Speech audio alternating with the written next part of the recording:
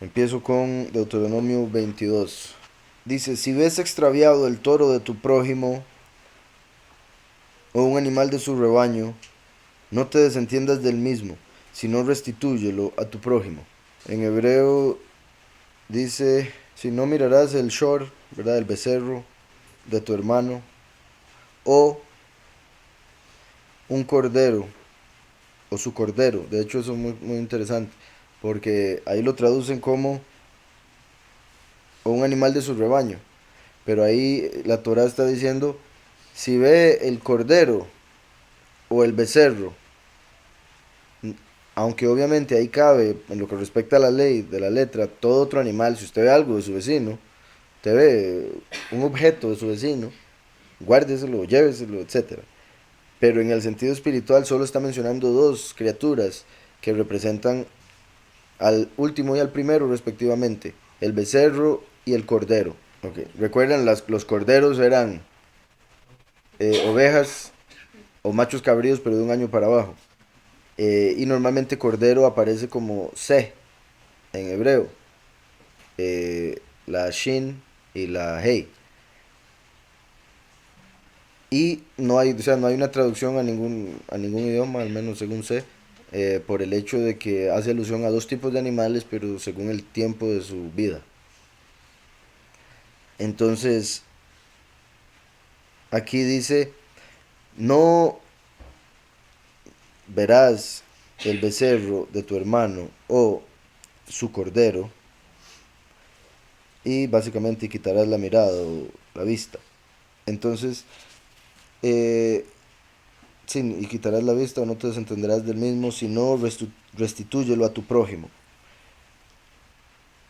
Aquí, por un lado, también, además de lo que decía, que en el sentido espiritual, la importancia de tener la doctrina correcta, de seguir a Mashiach a través de lo que Yahweh manda, como se ve aquí el primero o el último, cordero o becerro.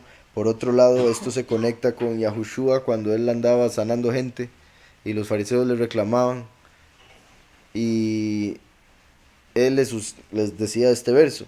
Entonces era simplemente hipocresía de los fariseos que conocían la Torah pero solo letra, solo animal, solo becerro. Entonces en la mentalidad de la letra agarran excusas para terminar haciendo un montón de barbaridades simplemente porque aquí no los pone explícitamente. Y eso lo digo, ¿verdad? Por cosas que aparecen en el Talmud. Ujú. Y no solo eso, o sea, son objetos también, o sea, son un montón de cosas. Se le pierde el peine a su vecino, que usted no se lo va a dejar solo porque aquí no dice el peine, te lo tiene que volver. No, usted sabe que se lo tiene que volver porque es de su vecino. Pero el hecho de que Yahweh usa el becerro y el cordero es para que entendamos algo más elevado que lo que se entendió por la letra todos esos siglos.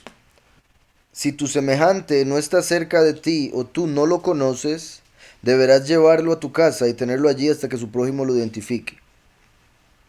Si tu semejante no está cerca de ti o tú no lo conoces, deberás llevarlo a tu casa y tenerlo allí hasta que tu prójimo lo identifique.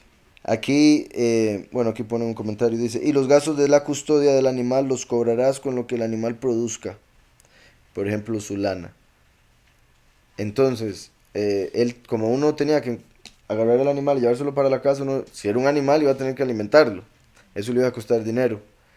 Si el animal era una oveja, se le puede sacar lana. Si era una vaca, se le puede sacar algunas otras cosas. Entonces decía, el gasto se lo va a sacar de lo que produce el mismo animal. Si no, al final, al devolverle el animal a la persona tenía que pagar por todo lo que se le había dado a comer al animal. Entonces al final la persona pues no ganaba nada porque estaba pagando al final por el animal mismo. Entonces, o sea, era, sí, era como pagar recompensa hoy en día. Pero era muy, o sea, bueno, según Rashid, era como de casi nada. El hombre que recibía el animal de vuelta tenía que pagar por el animal de tal forma que era como si se comprara otro casi. Pero ve como, o sea, vuelve a lo mismo de cómo lo vuelven algo tan carnal. Y Yahushua vino y lo usó eso para referirse a sanar a una persona. Y la gente, oh, como una persona, es un becerro, no es un becerro. La persona que estaba perdido por Satanás, Yahushua lo vuelve al camino y al mismo tiempo lo libera de esa esclavitud y por ende lo devuelve con creces. No cobra por, sino que le dice tome y viene hasta mejor que antes. Había caído, se había quebrado, ya viene con pierna nueva. Allí hasta que tu prójimo lo identifique y entonces se lo devolverás. Aquí hay un comentario que dice la frase hasta que tu prójimo lo identifique significa que quien reclama el objeto debe ofrecerte señas concretas del mismo para demostrar que efectivamente es el dueño y no un mero embustero. Decía el verso, si tu semejante no está cerca de ti, aquí donde dice semejante en hebreo en realidad dice tu hermano, no está cerca de ti o tú no lo conoces, que ahí obviamente se refiere a un hermano del pueblo, pero que en realidad no necesariamente usted lo conoce personalmente, no un hermano de la familia. Deberás llevarlo a tu casa y tenerlo allí hasta que tu hermano lo identifique. Entonces el comentario decía la frase hasta que tu prójimo lo identifique significa que quien reclama el objeto debe ofrecerte señas concretas del mismo para demostrar que efectivamente es dueño y no un embustero. Después dice acerca del semejante que es hermano. Si entre tú y tu semejante no hay verdadera relación de hermandad, eso se debe a que no lo conoces. No estás realmente interesado en conocerlo ni en abrirte para que él te conozca. La falta de mutuo entendimiento y comprensión es fuente de carencia de amor y hermandad. Del mismo modo deberás proceder con su asno, con su ropa o con cualquier objeto que alguien pierda y tú lo encuentres. No te hagas el desentendido. ¿Verdad? Muy tico eso. Eh, lo que dije anteriormente, ¿verdad? Entonces, ahí por eso Yahweh ya lo amarra todo y dice cualquier objeto. Pero al principio habló del que representa al primero y al último. Curiosamente, el primero y el último se pueden ver como el Aleph y Taf. De hecho, vean qué interesante. Recuerdan que Yahweh normalmente, porque me han oído decir último y primero muchas veces, que suena al revés, obviamente. Pero es porque así Yahweh lo presenta constantemente a través de la escritura, como les he dicho, porque Yahweh ya todo lo vio y nos menciona el principio desde el final. Entonces, como nosotros vamos para adelante y él está hablando para atrás, nos parece al revés. Aleph y Taf, ¿verdad? Que es como se le llama también al Aleph Bet, al alfabeto hebreo. Digamos, se le llama Aleph Bet porque es costumbre decir alfabeto. Y el alfabeto viene de alfa y beta, pero eso viene de Aleph y Bet. Pero en realidad el alfabeto se podría decir, o el hebreo se llama Aleph Taf porque hace alusión a todas las letras, desde la primera a la última. Primera, la Aleph, que es de donde viene la A, es un becerro, es la cabeza de un becerro. Y la Taf, que es de donde viene la T, pero que originalmente era la última. Por eso Teos viene de Zeus, la Z, una T. ¿Estamos? Entonces, Aleph y Taf es el Aleph Taf. Por eso Bereshit bara Aleph Taf. En el principio creó Elohim el Aleph Taf. Y después hizo todo lo demás. El Aleph Taf es el alfabeto. Y es el primero y el último. O el último y el primero. Porque lo que se cumple con uno se cumple con el otro de otra manera. Y como dije ahora, aquí lo está mencionando. Si ves el becerro. Esto es un becerro, la cabeza de un becerro. O el cordero. Y el cordero murió en una cruz. ¿Está claro? Entonces vean cómo Yahweh lo está diciendo en orden. Cualquier cosa que veas del alfabeto, cualquier cosa que veas, cualquier objeto, porque recuerdan que en hebreo objeto y palabra es lo mismo, davar. Toda palabra se necesitan letras. ¿Estamos? Entonces, al decir Yahweh, si ves un becerro o ves un cordero, está hablando del último y primero, por lo que representan en los sacrificios, está hablando de cualquier objeto que se pueda describir con letras del alfabeto hebreo. Y aquí lo puse en el otro Aleph Bet, por si algo. Si tanto énfasis pone la Torah en que restituyas a su propietario los bienes materiales que hayas extraviados, ¿cuánto más aplicable es esta norma cuando se trata de almas que se pierden del camino? Como si lo hubieran aprendido Yahushua. No permanezcas pasivo ante la realidad de la asimilación, refiriéndose a que los judíos se vuelvan gentiles, o sea, con las creencias y demás paganas. Jamás vayas a desentenderte de la situación bajo ningún pretexto. Por el contrario, orienta todos tus recursos humanos y sociales a devolver esas armas a su titular. Esas almas a su titular, ¿verdad? Volver las almas a Yahweh. Entonces, y ahí está el punto. De hecho, voy a leer lo que falta. Apelando a esta gente a que se encamine nuevamente a la senda de Yahweh. Qué interesante estar leyendo esto hoy con lo que acabamos de leer del mes, ¿verdad? Cómo se apega este mes a hacer esto. Entonces Yahushua lo mostró con sus obras. Él sanó a una persona y los fariseos que le reclamaron dijeron, pero estoy cumpliendo la Torá. La Torá dice que si usted ve algo así, lo restituya. Aquí, como lo explican los judíos, se aplica perfectamente también, como decía, con el primero y el último, por el hecho de que el último lleva al primero y el primero lleva al Padre. Entonces, por eso, primero y último son los que hacen sabiduría y entendimiento de la doctrina de Yahweh, su voluntad. Entonces, al ver a alguien perdido, al ver una persona que anda como un becerro, como una ovejita de esos sheeple del mundo, o como una vaca, o como un caballo, y etcétera, pueden seguir los animales, o un burro, dice aquí también. Buey. Entonces, si usted ve cualquier persona que anda perdido como uno de esos animales que dije anteriormente, uno u otro, el punto es que usted vaya y alcance a esa persona, esa alma, y la lleve de vuelta a su propietario, que es Yahweh. Porque esa persona se volvió esclava del enemigo, de la falsedad, y se dejó llevar por eso y se perdió. Entonces hay que llegar a esa alma y atraerla a su propietario, que es Yahweh, a través de Yahushua, porque Yahushua pagó por todos nosotros con su sangre. Por ende, Él es el propietario de toda alma. Por eso nosotros venimos y traemos a las ovejas o a los bueyes o a las vacas a Yahushua, al camino correcto. ¿Está claro? Que es el agua de vida, para que puedan beber también. Entonces, el punto en sí es cualquier persona que ande perdido en la falsedad y que por lo cual va a actuar como eh, lo vemos aquí. Yahweh nos manda a traerlo a la verdad, que es la doctrina del Hijo del Hombre, para que pueda actuar como ser humano. Del mismo modo deberás proceder con su asno, con su ropa o con cualquier objeto que alguien pierda y tú lo encuentres. Interesante, bueno, primero y último al inicio con el cordero y el becerro. Ahora menciona el asno como si se refiriera a los gentiles. Después menciona ropa, que ya serían cuerpos, y objetos del resto de las cosas que hay y que van a haber en el milenio y demás.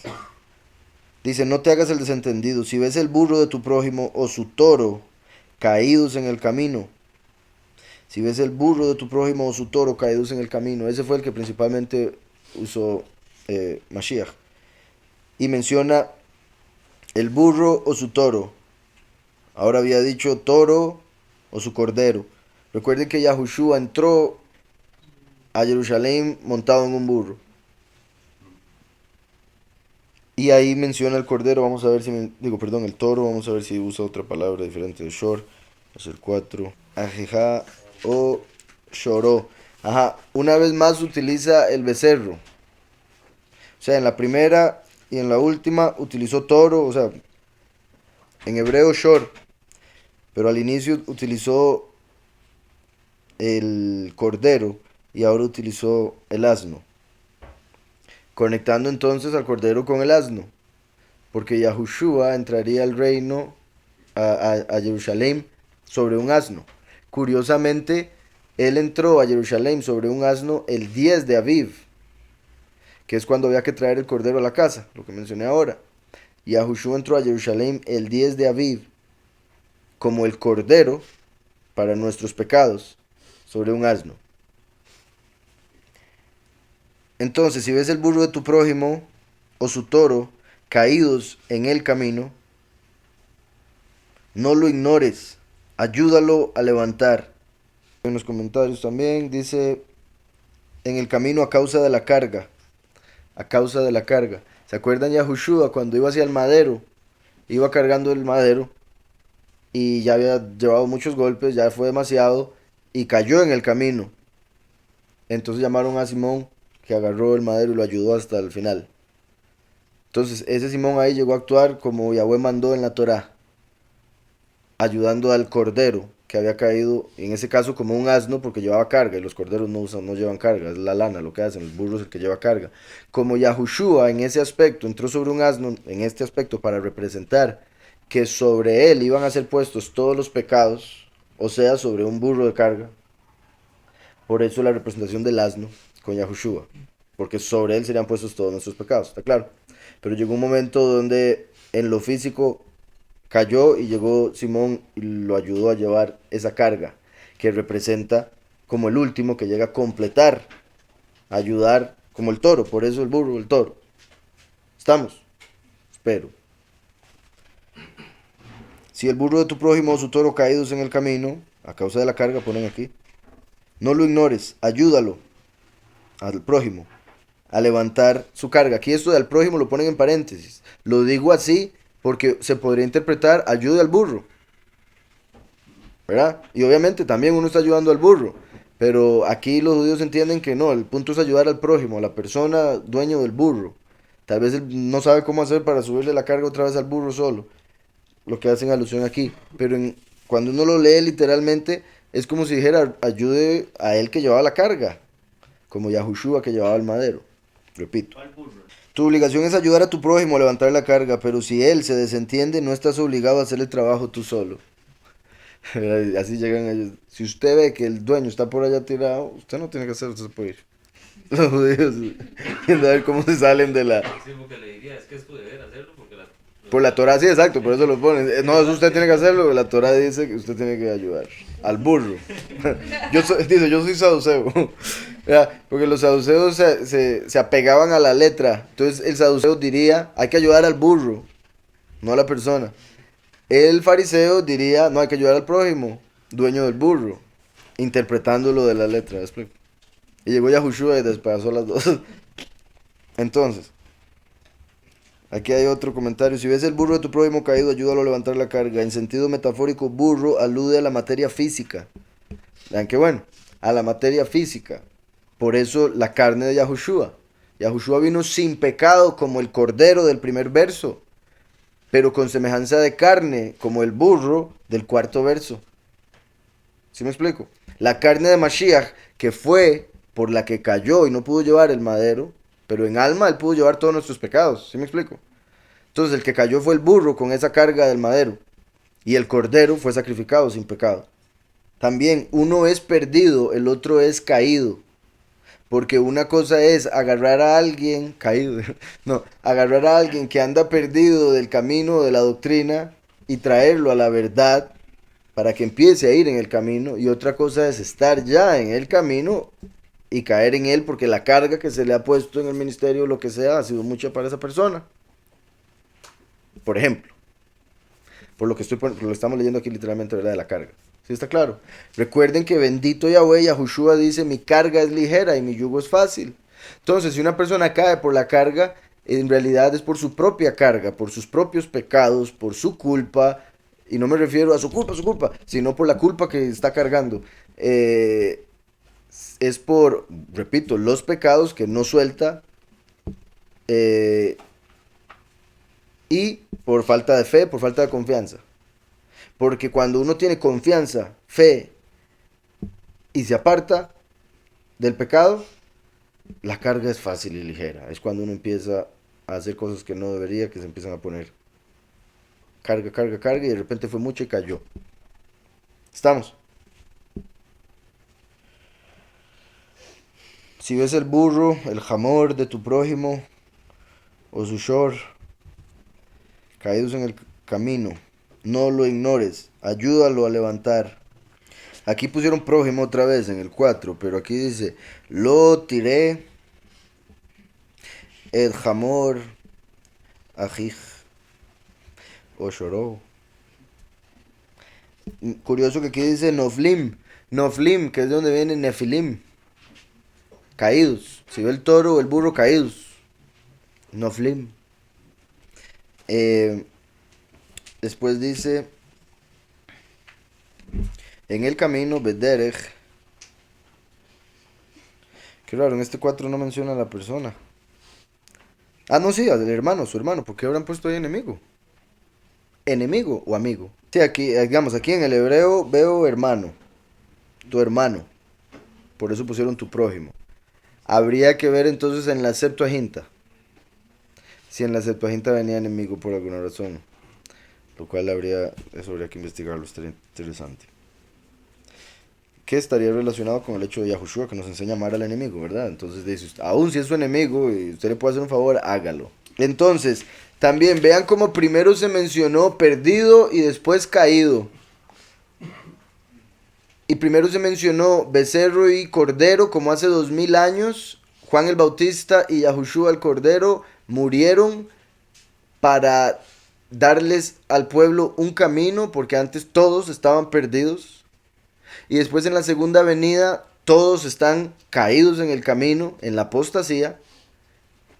Y los dos testigos, como el toro, el testigo como Moshe, y en este caso el que representa la carne, sería el Eliyahu, como el asno o el burro. Y repito, la carne, que eso es muy particular, el hecho de que el burro represente la carne, porque se acuerdan, confirma lo que les había dicho, que Yahushua sobre el asno, o sea, el espíritu de verdad en un cuerpo de carne, es el rey, el último. Y el espíritu de Yahushua sobre una persona, el hijo del hombre, es el rey. Por eso cuando Yahushua entró ese 10 de Aviv, le decían Osana al hijo de David. Y él no los contradijo, cuando después él había dicho que él no era el hijo de David, ¿recuerdan? Entonces él ahí lo aceptó porque él sobre el asno, sobre carne, estaba representando la segunda venida. ¿Estamos? Pero entonces, curiosamente la escritura dice con respecto a Eliyahu que Eliyahu era un hombre con pasiones como las nuestras. Diciendo que Eliyahu, o sea, era débil de carne, pero de voluntad y de todo lo demás era muy fuerte y por eso llegó a ser lo que fue. Digo eso porque eso hace alusión a la carne de Eliyahu. Por eso Eliyahu salió corriendo con miedo en la carne cuando Jezabel le dijo que le iba a cortar la cabeza, después de él haber hecho un montón de cosas en el nombre de Yahweh. ¿Sí me explico? Entonces, los primeros dos perdidos se refiere a cómo los dos de hace 2000 años, Yahushua como el cordero, y en este caso el toro sería Juan el Bautista, murieron para llevar a la verdad, o sea, encontrar a esos que estaban perdidos, volverlos a su propietario, porque estaban siguiendo a Satanás, volvieron a Yahweh a través de Yahushua Juan el Bautista. ¿Estamos? Ahora menciona perdido en el camino por la apostasía de los últimos 2000 años, y se manifiesta Eliyahu como el Hamor y el testigo como Moshe como el Shor. Porque Eliyahu está más conectado con los muchos, que son los que están más conectados con la carne, con la tierra. ¿Estamos? Y están ellos mismos caídos en el camino, en la apostasía, y tienen que ser levantados para poder continuar. Espero esté claro. Entonces, eso espero que quede claro, porque esa es la primera porción de este capítulo, y aquí cierra y continúa con otra cosa. Entonces, como en solo esos 4 versos se representa la primera y la segunda venida, los dos que vinieron hace 2000 años y los dos que vendrían al final, y a Yahushua como el cordero, en carne como el asno sobre el cual montó, y el último como el becerro también, y el becerro después en el sentido de que confirmando que viene a través de Efraín. Y obviamente lo que hay que hacer ya en el aspecto práctico de traer a toda persona que uno conozca o no conozca, porque ahí dijo, si no lo conoces también, a la verdad, cuando se tenga contacto de alguna manera. Si usted ve señales, porque ahí decía, si ve señales de que eso le pertenece a él, entonces si usted ve señales en la persona, que esa persona está interesada en la verdad, usted se la predica. Si no, si esa persona no da señales de que quiere encontrar la verdad, no, porque si no sería darle perlas a los cerdos, a un embustero. ¿Sí me explico? Éxodo 23, cuando encuentres el toro de tu enemigo, aquí sí dice enemigo, dice, cuando te encuentres el shor de tu enemigo, ajá, o yebja, o el jamor, y el 5 si el burro de tu enemigo, y el 5 cuando veas el jamor del que odias. Sí, el primero dice enemigo, el otro el odiado, sí, que también es similar a... Bueno, de hecho, también lo traducen como enemigo, pero son dos palabras diferentes. Entonces sí, aquí sí, sí aparece en el hebreo enemigo, en la otra no, por si algo. Y esto de Éxodo, pues ya lo habíamos leído, ¿verdad? Sin embargo, en ese tiempo no teníamos esta traducción, entonces no va a estar con eso, o sea, no lo voy a explicar ahí. Cuando encuentres el toro de tu enemigo o su burro extraviado, devuélveselo. Si ves el burro de tu enemigo caído bajo su carga, te negarás a ayudarlo. Te negarás a ayudarlo, sin duda lo ayudarás. Eso también interesante porque, bueno, por un lado, Yahushua ayudó a personas sin preguntarles quiénes eran y demás. Al ver su fe los ayudaba, obviamente, ¿verdad? Pero ahí donde dice el enemigo, se lo devolverás. En cierta forma es como cuando uno viene a este mundo y el poderoso de este mundo es Satanás. Uno entra en carne, que no va a poder entrar al reino porque esta carne es de este mundo. Por eso carne y sangre no heredará el reino. En cierta forma, todos los que han muerto, que la muerte es la paga del pecado, obviamente los que creen en Mashiach y han muerto, lo que han hecho es devolverle a Satanás lo que es de él. Y decir, tome este cuerpo, no lo necesito, tengo otro para lo eterno. Entonces, en el caso de si usted ve algo del enemigo, también devuélvaselo. ¿Para qué usted se va a quedar con algo que es del enemigo? Es ilógico. Entonces sí, que Yahweh nos guarde de mantener algo que sea de Satán. Para nada. Entonces, eh, vuelvo al 22. Ahora sí estaba en el 5 entonces. Oigan, esto es muy importante para hoy en día. La mujer no debe usar artículos de hombre, ni el hombre debe usar artículos de mujer, pues el que hace ese tipo de prácticas es abominable para Yahweh. Punto. Rey César, armó todo en este mundo. En, por si algo, en Rashi, comentario que hace, bueno, voy a leerlo, si me parece un par de cosas interesantes. Aquí en hebreo dice, no será, sí, artículo de hombre sobre mujer. Curioso que al usar artículo y hombre usa geber, lo traducen también como que una mujer no debe tomar armas, que es prohibido que una mujer use armas bélicas. Ya con eso ya voy a estar enojado. Claro, el feminismo hace que todas las mujeres entren al ejército felices de la vida si quieren, ¿sí? Ellas pueden, pero que a Yahweh le guste, no. Y Yahweh lo hace por ellas, ¿verdad? Pero no, ellas quieren ir a matarse. Dice aquí, sí, que una mujer no debe usar ningún artículo de hombre como para hacerse pasar por un hombre, para poder estar entre los hombres. ¿Verdad? Es principalmente lo que está diciendo, como haciéndose pasar por hombre, como esa Juana de Arco, ¿verdad? Por ejemplo. Por ejemplo, esa peor todavía. Eh, entonces, después dice, comentario, el texto sigue y después dice que eso se hace para hacer algún mal, como para influenciar, para cambiar juicio y demás por cosas que hacían en ese caso las mujeres para meterse donde los hombres estaban haciendo. Con lo que se refiere ahí es como lugares donde solo hombres estaban, como lugares de juicio o guerra, como mencioné ahora. Después dice aquí, eh, este verso prohíbe a la mujer usar ropa de hombre solo con la intención de cometer un acto inmoral. Y es una cuestión de opinión en el judaísmo y demás, de que unos dicen que sí, otros que no. Si se refiere a alguna, o sea, a una mujer usando un artículo, si no está buscando hacer ninguna cosa inmoral. O sea, si eso también estaría visto mal. Obviamente yo creo que depende mucho. O sea, una de las formas en las que yo lo veo, por ejemplo, es, no sé si han notado, hay algunas doctrinas, algunas iglesias donde las mujeres no pueden usar pantalón.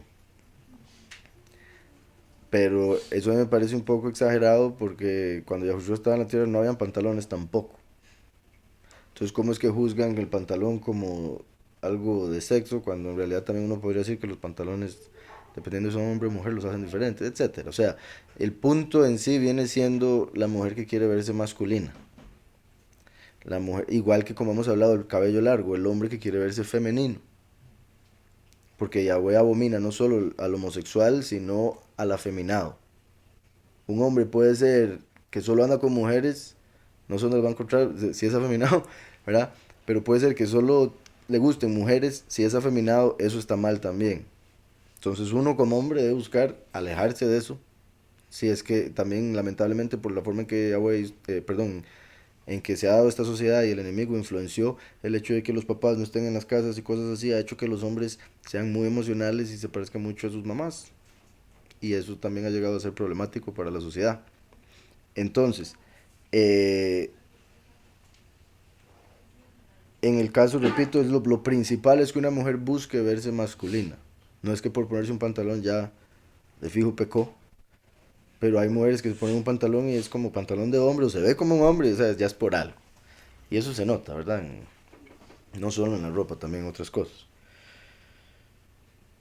Dice después por acá, ni un hombre debe usar ropa de mujer para ir a sentarse entre las mujeres. Alternativamente, el verso significa, vean esto, que no se debe rasurar el pelo púbico, ni el pelo de su axila. Porque como las mujeres son las que acostumbran a hacer eso, si un hombre se lo rasuraba era para tratar de verse como una mujer. Ahora, hoy en día eso es súper común.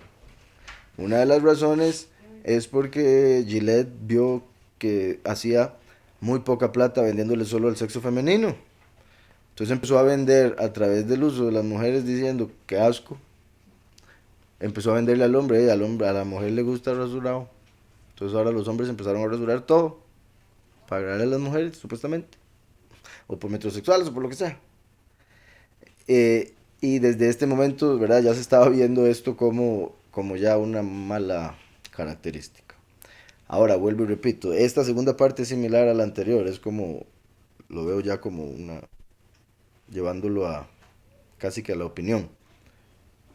Em, Vuelvo y repito, porque en realidad no todo hombre que se rasura es porque quiere verse femenino.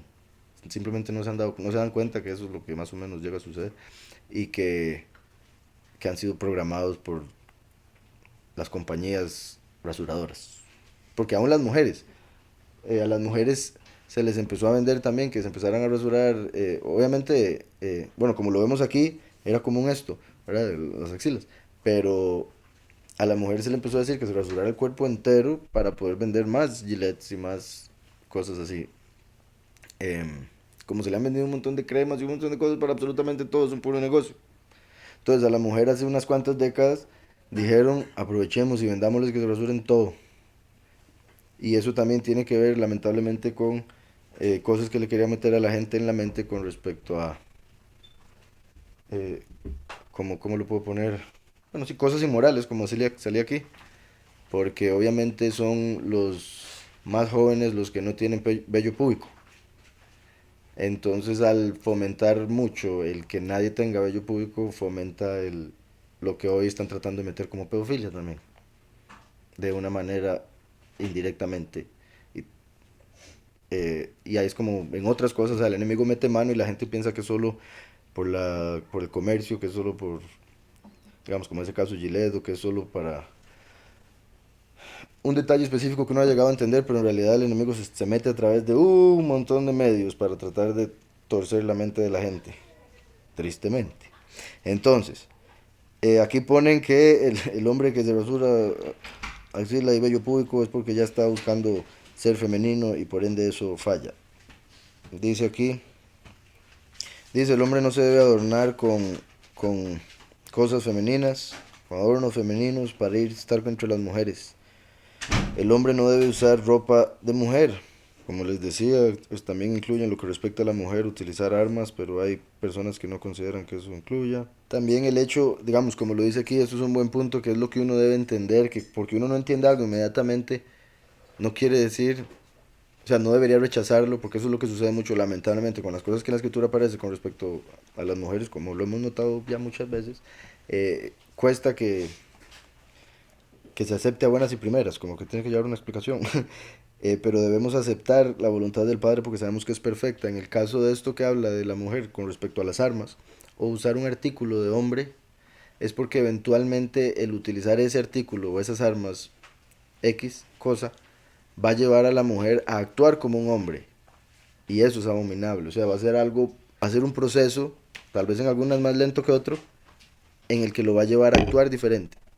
De hecho, ahora está en eso mismo que estaba oyendo, que les decía del campo magnético y toda esa cuestión, de al parecer un hombre que se convirtió, bueno, que se hizo transexual y después se arrepintió y se volvió a ser hombre.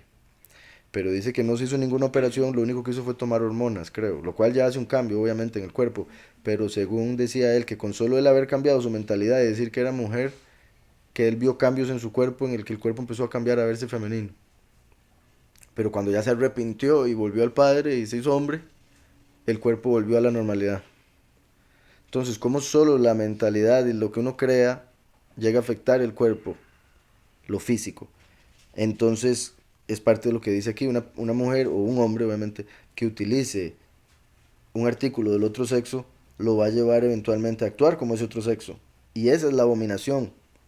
Por eso, como decía, si alguien odia a alguien, lo va a llevar eventualmente a matar a esa persona, aunque sea en su corazón. Dice, pero gradualmente afectaría su carácter de tal manera que se le haría más fácil adoptar un comportamiento masculino y eventualmente vestirse de una manera que le ayudaría a mezclarse entre los hombres libremente. Dice, para un hombre, el ponerse la ropa de una mujer no va a ser inmediatamente un efecto psicológico de hacerle a él el mezclarse más fácil entre mujeres, como que es más obvio ver a un hombre entre mujeres. Dice, pero a pesar de eso, en la ropa de la mujer, un segundo, en la ropa de la mujer podría ir a sentarse entre las mujeres, si desease hacerlo. La escritura prohíbe a los dos sexos adoptar la ropa del sexo contrario, ya sea para actuar como, o para verse como, o estar en medio de. Punto. Entonces, obviamente, lo más claro de esto que Yahweh prohíbe es ser transexual. Lo más obvio, lo más claro. Y transexual hoy, bueno, incluyen hacerse la operación, pero no necesariamente. Con solo un hombre que se vista de mujer, punto, para hacerse pasar por mujer, ya eso es abominable para Yahweh. Igualmente, una mujer que se haga pasar por hombre es abominable para Yahweh, punto. No importa lo que diga la gente hoy en día, no importa lo que les diga el corazón, no importa qué pobrecitos y que esto y que el otro, porque pobrecito si se arrepiente y le está costando, sí, ayudémoslo para que se levante como el animal perdido. Pero no pobrecito mientras está feliz en el pecado diciendo que uno es el que está mal porque cree en esto. ¿Sí me explico? Entonces, si ellos tienen su creencia, que vivan con esa creencia, nosotros tenemos la nuestra, vivimos con esta felices de la vida y nos apartamos de todo eso, porque sabemos lo que lleva. Y vamos a ver, como decía en hebreo, no será que artículo de hombre como guerrero, Geber, estará sobre la mujer y no vestirá, aquí ya habla de vestido, el Geber, el hombre, vestimenta de mujer. Porque abominable para Yahweh tu Elohim es todo el que hace esto. Punto. Muy importante para hoy en día, pero esté claro por si a alguien le queda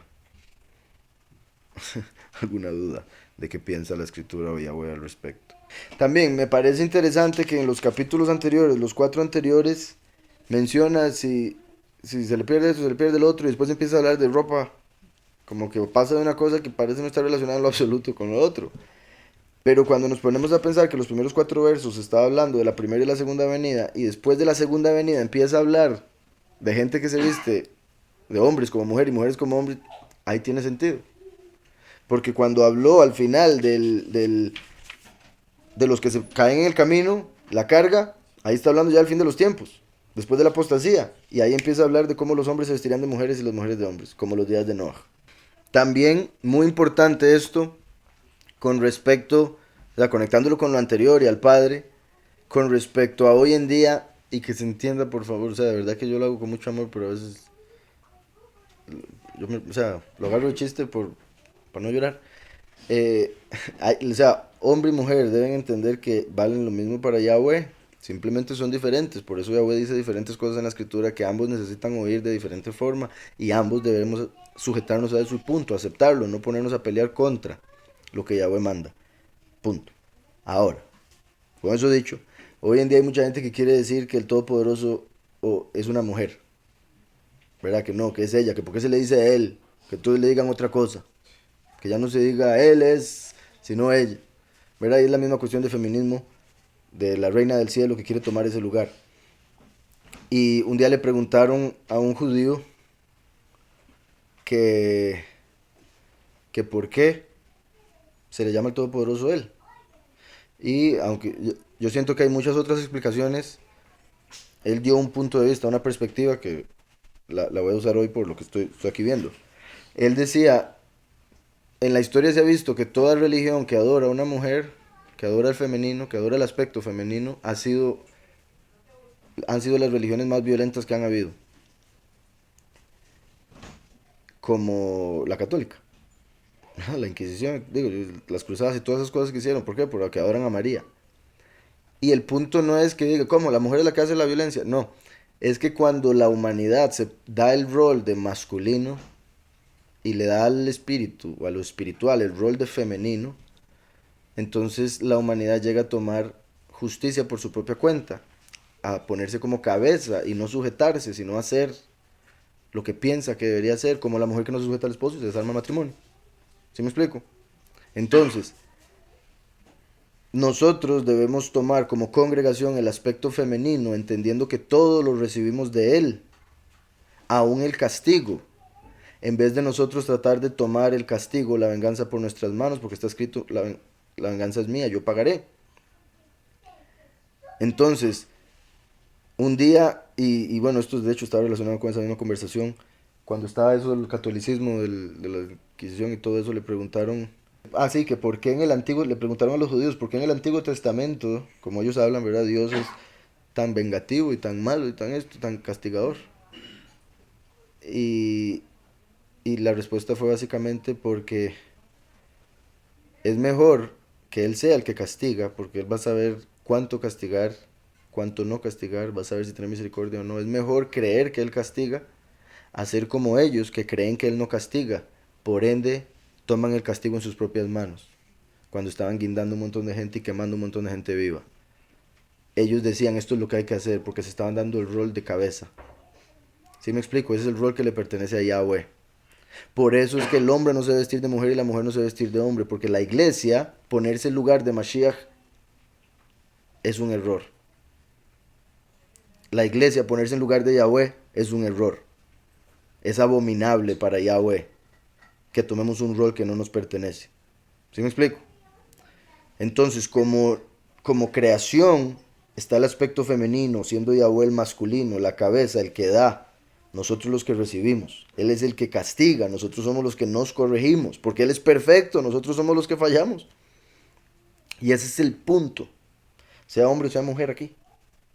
Estamos. Todos tenemos que sujetarnos al Padre.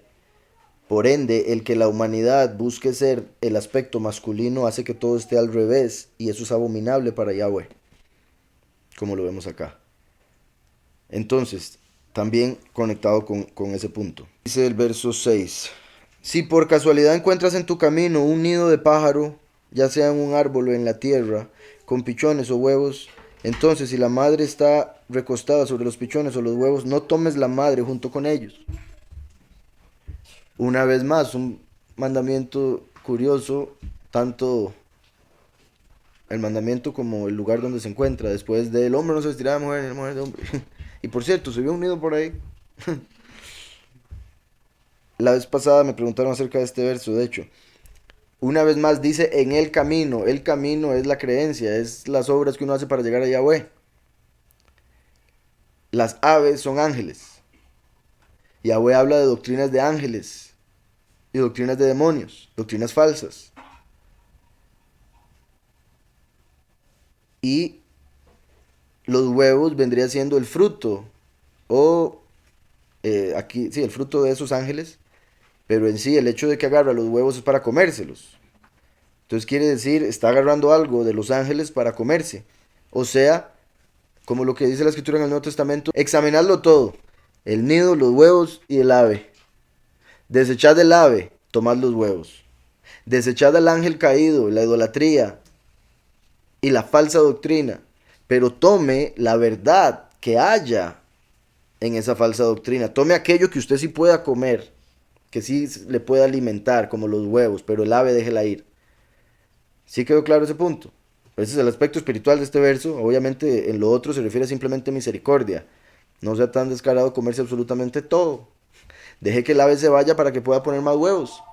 Usted nada más tome los huevos. Entonces, en hebreo dice cuando... Sí, el 6. Ponen aquí como casualidad, curiosamente. Pero bueno. Te encuentres un ave delante tuyo en el camino.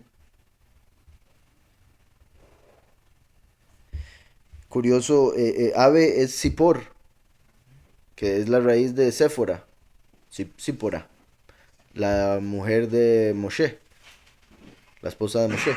Por casualidad encuentras en tu camino un nido de pájaro, ya sea en un árbol o en la tierra. Aquí vamos a ver en el camino, en cualquier árbol o sobre la tierra. Muy interesante porque Yahushua es la doctrina que fue colgada del madero, un árbol, que vino de los cielos como un ave y que dio fruto cuando dio la ruach. El último sale de la tierra como el fuego que asciende de la tierra hacia arriba y el agua que desciende del cielo hacia abajo como el árbol lo que se cae. Entonces, sobre el árbol, sobre un madero o sobre la tierra, como el primero y el último. Y vuelvo y repito también, en cierta forma recuerdan como lo que decía, y lo he tenido en mente estos días, Paulus, con respecto a la gente que no era del Padre, que no era de la congregación, pero habían aprendido algo de Pablo o de alguien y se habían ido a predicar y estaban, no les caía bien Pablos, hablaban mal de Pablos, pero andaban predicando lo que Pablos predicaba. Entonces Pablo decía, "Ay, con tal de que prediquen, yo me alegro. Allá ellos lo que hablen, con que prediquen, me alegro." Entonces, una prédica que descendió ya sea del sacrificio de Mashiach, del árbol, o de los hombres, como Moshe, que puso unos mandamientos que eran de él, pero interpretados según la verdad, no según los ángeles caídos o los demonios. Entonces, ya sea en un árbol o en la tierra, con pichones o huevos, entonces si la madre está recostada sobre los pichones o los huevos, no tomes a la madre junto con ellos. Ahuyenta primero a la madre y solo luego toma los pichones. Ahuyenta primero a la madre. Como les decía, esa madre en sí representa a la madre de todas las abominaciones de la tierra, o sea, de todas las falsas doctrinas. La madre de los ángeles, la reina de los ángeles, conocida en el mundo bajo como María, en otros Semiramis, Astarte, etcétera, ¿verdad? No Miriam, la madre de Mashiach, María, la que adoran en la falsa doctrina que llaman reina del cielo en Jeremías. Entonces, la madre de todas las abominaciones, dice en la escritura, por eso dice ahuyéntala, como dice la escritura, sal de ella, no sea que compartas con ella toda la tribulación. Entonces, ahuyenta primero a la madre y solo luego toma los pichones. Desecha lo malo, toma lo bueno. Luego toma los pichones para ti. Así te irá bien y se prolongarán tus días. Muy particular esto, es un mandamiento. En lo literal es, si usted tiene misericordia de los animales, ya voy a tener misericordia de usted. Le va a prolongar los días, le va a dar vida. Pero en el sentido espiritual es, obviamente, si usted sigue la doctrina verdadera y se desecha toda falsedad del mundo, como de la gran ramera, la ahuyenta de su vida, entonces va a tener vida eterna, Yahweh prolongará sus días. Y te irá bien. Yahweh a través de Yahushua, quien fue colgado de un madero, prolonga los días, y a través del último trae la bondad, el bien. Curiosamente aquí, ¿verdad? Por si algo, la palabra pichones o la palabra, bueno, eso aparece como si fueran, o sea, se puede interpretar también como humanos, porque dice madre, la madre y los hijos. Uno oye pichones y se imagina inmediatamente pajarillo, pero en hebreo dice hijos. Entonces también se puede ver como, o sea, ¿cómo lo puedo poner? O sea, si hay un grupo de personas que siguen una falsa doctrina, esas personas, si uno las rescata, como los que hemos venido hablando en los versos anteriores, esas personas tendrían que dejar a la madre, la doctrina que seguían, y adherirse a la que se les acaba de enseñar, como en ese caso por el hecho de que dice los hijos. Y tomarás a los hijos para ti, para que te vaya bien a ti y sean muchos tus días. Dice el verso, aquí hay un comentario, dice, este mandamiento tiene la virtud de incentivar y despertar a la misericordia celestial hacia su pueblo. Cuando el malaj protector de las aves se presenta ante Yahweh reclamando, ¿por qué el misericordioso por excelencia ha ordenado ahuyentar a la madre de los pichones? Yahweh se presenta con el reclamo ante los malajim celestiales en pleno, reprochándoles, así como el malaj protector de las aves sale en defensa de ellas, quejándose de que las madres son ahuyentadas y separadas de sus hijos, también ustedes, ángeles, deberían inquietarse por el destino de Israel, que están desterrados entre las naciones y su gran templo destruido. Yo mismo intercederé por ellos. Con esto, este comentario, lo único, bueno, me recordó una historia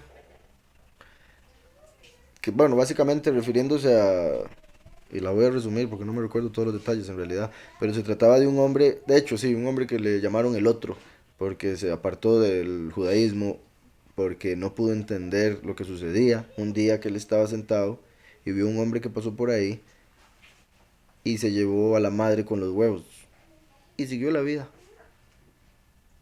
Después vino otro que se subió a un árbol, vio el nido, ahuyentó a la madre, agarró los huevos y donde se iba bajando del árbol se cayó y se mató.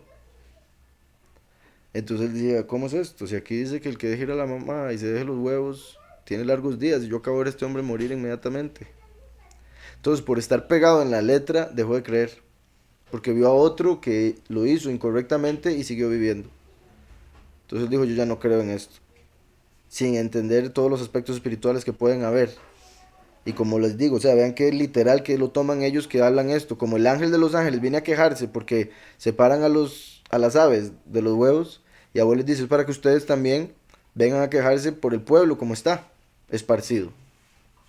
Pero en realidad, como les digo, esto es principalmente en lo literal, se refiere a tener misericordia de la madre al menos, de alguien en la familia, para que pueda tener más huevos. Sí, es un mandamiento de fijo importante, puesto que da una promesa gigante. Por eso, repito, o sea, uno debe ver qué hay más allá que lo literal. Tiene que haber algo espiritual. Dice, no deberás llevarte a la madre mientras estás sobre sus crías. Esto puede ser entendido como con sus hijos, lo cual se puede tomar para decir que el verso prohíbe tomar a la madre primero y subsecuente tomar a los hijos. Pero de ser así, el verso hubiese dicho, no podrás tomar a la madre y a los hijos, o con los hijos. O con los hijos puede tomarse como que implica que está prohibido tomar a la madre y a los hijos juntos. Pero eso permitiría tomar solo la madre. En sí, el punto es que al final, por la forma en que está escrito, que Yahweh no repite nada a menos de que sea necesario para explicar algo más profundo, aquí se explica que se debe tomar como que se prohíbe tomar a la madre mientras ella está sobre los hijos, sin importar si se toma la madre o no, dice Rashi. Entonces, si usted ve que se sale un momento del nido, aproveche, según Rashi, ¿verdad? Pero creo que es una vez más es un mandamiento de hombre para terminar haciendo lo que les da la gana. Yahweh estaría diciendo, uno entendería, creo yo, todos aquí entendieron, la madre esté donde esté, no se la lleve, déjela ahí, usted llévese los huevos nada más, punto. Ahuyenta primero a la madre y solo luego toma los pichones para ti, así te irá bien y se prolongarán tus días. Entonces, muy particular que aparezca ahí después de haber representado la primera y la segunda venida, la muerte de Juan el Bautista y Yahushua, la muerte de los dos testigos, inmediatamente después de eso habla de los días de Noé, hombres vistiéndose de mujer, mujeres vistiéndose de hombre, la humanidad queriendo tener el lugar de Yahweh y poniendo a Yahweh por los suelos, etcétera, etcétera. Y después viene y empieza a hablar de la forma en que se puede entrar a la vida eterna y que le vaya bien eternamente. ¿Cómo es? Dejando a la madre de todas las abominaciones, la gran ramera, pero tomando todo lo bueno que uno haya aprendido de ahí. Por ejemplo, nosotros en el cristianismo aprendimos que un hombre vino y murió por nuestros pecados, sin embargo pensábamos que era otro. Tomamos eso que sí era verdad y seguimos para adelante, nos deshacemos de la madre iglesia que nos engañó. ¿Sí me explico? Ese es el punto, desechar lo malo, tomar lo bueno y seguir en el camino que es Mashiach, para que se prolongue la vida. Entonces, verso 8. Cuando construyas una casa nueva, hazle una protección a tu terraza. Así evitarás que de tu casa penda sangre si alguien llegara a caer. En Israel normalmente las casas era como que la cochera o la entrada estaba arriba. Entonces por eso la escritura dice no baje nadie a tomar algo de su casa en la huida. Básicamente uno entraba por el techo. Entonces como eso era el lugar donde más había acceso y demás, Yahweh mandaba, y obviamente si uno tuviera una casa así debería hacerlo, a cubrir como con una baranda el techo para que nadie se cayera. Porque si se caía en casa de uno, había un aspecto espiritual en el que uno estaba involucrado. Básicamente se entiende que toda persona que se cae y se muere tenía que caerse y morirse, eso era el juicio. Pero uno debe tomar las medidas para que el enemigo no se aproveche y le pase mientras está en la casa de uno. ¿Sí me explico? Porque Yahweh decide dónde, cuándo, cómo y todo. Pero uno debe llevar a cabo los mandamientos para evitar. Básicamente, los mandamientos son como barandas que uno pone en la vida para que el enemigo no lo toque. Muy curioso que aquí diga ponga barandas en su casa para que no se muera alguien en su casa. Sí, heads. Ponga heads alrededor. Entonces, cuando construyas una casa nueva, hazle una protección a tu terraza. Así evitarás que de tu casa prenda sangre si alguien llegara a caer. Dice aquí, si alguien cae es porque el cielo ha decretado que así debe ser, pero en lo que a ti respecta debes proveer todos los medios para evitar que eso ocurra. Si tiene que ocurrir una desgracia que no sea por negligencia tuya. ¿Verdad? Cuando una persona muere, digamos, como alguien que atropella a alguien sin querer, esa persona que lo hizo sin querer, por sus acciones, por su vida, tenía que pasar por eso. Y eso va a traer sufrimiento y pruebas y otras cosas. Por algo en su vida tenía que pasar por eso y fue un juicio.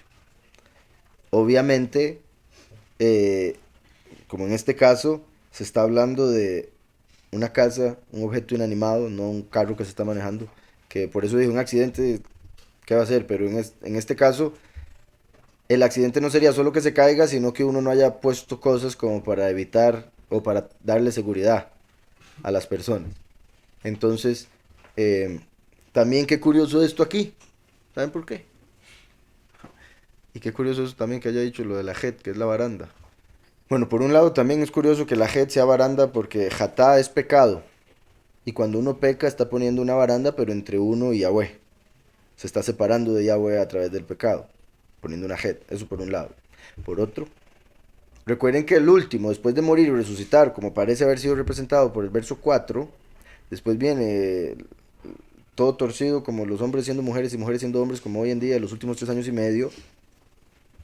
Ahora aparece aquí que dice que nadie se caiga del techo de su casa, como Lucifer se va a caer del techo de esta casa, no del techo de la tierra, que es el firmamento, el cielo, segundo cielo. Entonces cuando el testigo como Moshe resucita, sube al cielo, Apocalipsis 12, y saca a Lucifer del cielo, lo hace caer a la tierra, lo hace caer a la tierra. Y Yahweh, a través del primero, se podría decir, puso la baranda en la tierra, a través del último pone la baranda en los cielos. Por ende, se puede decir, Lucifer va a caer y es su propia culpa, por lo que hizo con el primero y lo que hizo con el último. O sea, me parece curioso este mandamiento aquí acerca de alguien cayéndose del techo. Todos, la mayoría de los mandamientos que vemos aquí parecen estar como no relacionados, a menos de que lo conectemos con Apocalipsis, me parece. Cuando construyes una casa nueva también, recuerden, Yahweh va a hacer nuevos cielos y nueva tierra. Porque él prometió que sacudiría cielos y tierra. Antes solo sacudió la tierra, ahora va a sacudir cielos y tierra. Porque va a sacar a Lucifer de los cielos y hacer un cambio, nuevos cielos y nueva tierra. Entonces Yahweh va a hacer una nueva casa. Vean qué perfecto. ¿Se acuerdan que Yahweh le dijo al hijo de David, para representar al último, que aunque fallara iba a ser castigado con vara de hombre, pero que no iba a quitar su misericordia de él? que es similar al hecho de que el sol en esta realidad cae todas las tardes, pero en la próxima realidad nunca se va a esconder, siempre va a estar iluminado. Entonces, el último va a tomar el lugar de Lucifer en los cielos. Lucifer como el sol va a caer, pero después se va a poner al último que nunca va a caer, porque ya voy a guardar su misericordia con él como no lo hizo con Saúl. Digo todo eso porque quiere decir que cuando Yahweh construya una casa nueva, cielo nuevo y tierra nueva, esta vez va a construir una baranda para que el último nunca caiga, como Lucifer cayó. ¿Sí me explico? Y es que lo curioso es que este mundo, en lo que respecta a lo material, que quede claro, está conectado con Samael, el papá de Lucifer. Entonces este mundo está bajo Lucifer, pero materialmente fue hecho a través de Samael. Por ende, fue Samael el que no puso la baranda, y Samael sería culpado de la caída de Lucifer. Espero se esté entendiendo. Cuando Yahweh hace el nuevo cielo y la nueva tierra, ahora sí pone baranda, y por eso el último nunca va a caer, como Lucifer sí cayó. Porque ¿quién es el que verdadero creador de todo? Yahushua, la palabra. Y Yahushua sí le pone baranda a las cosas, porque él cumple la Torah. Espero no estar perdiendo a nadie. Eso me pareció a mí interesante o sorprendente. Mejor sigo. Dice aquí un comentario: cuando construyas una casa nueva, hazle una protección a tu terraza. En el sentido figurado, casa alude a la persona. Vean esto qué importante. A la persona. Recuerdan que el templo de Yahweh es el cuerpo.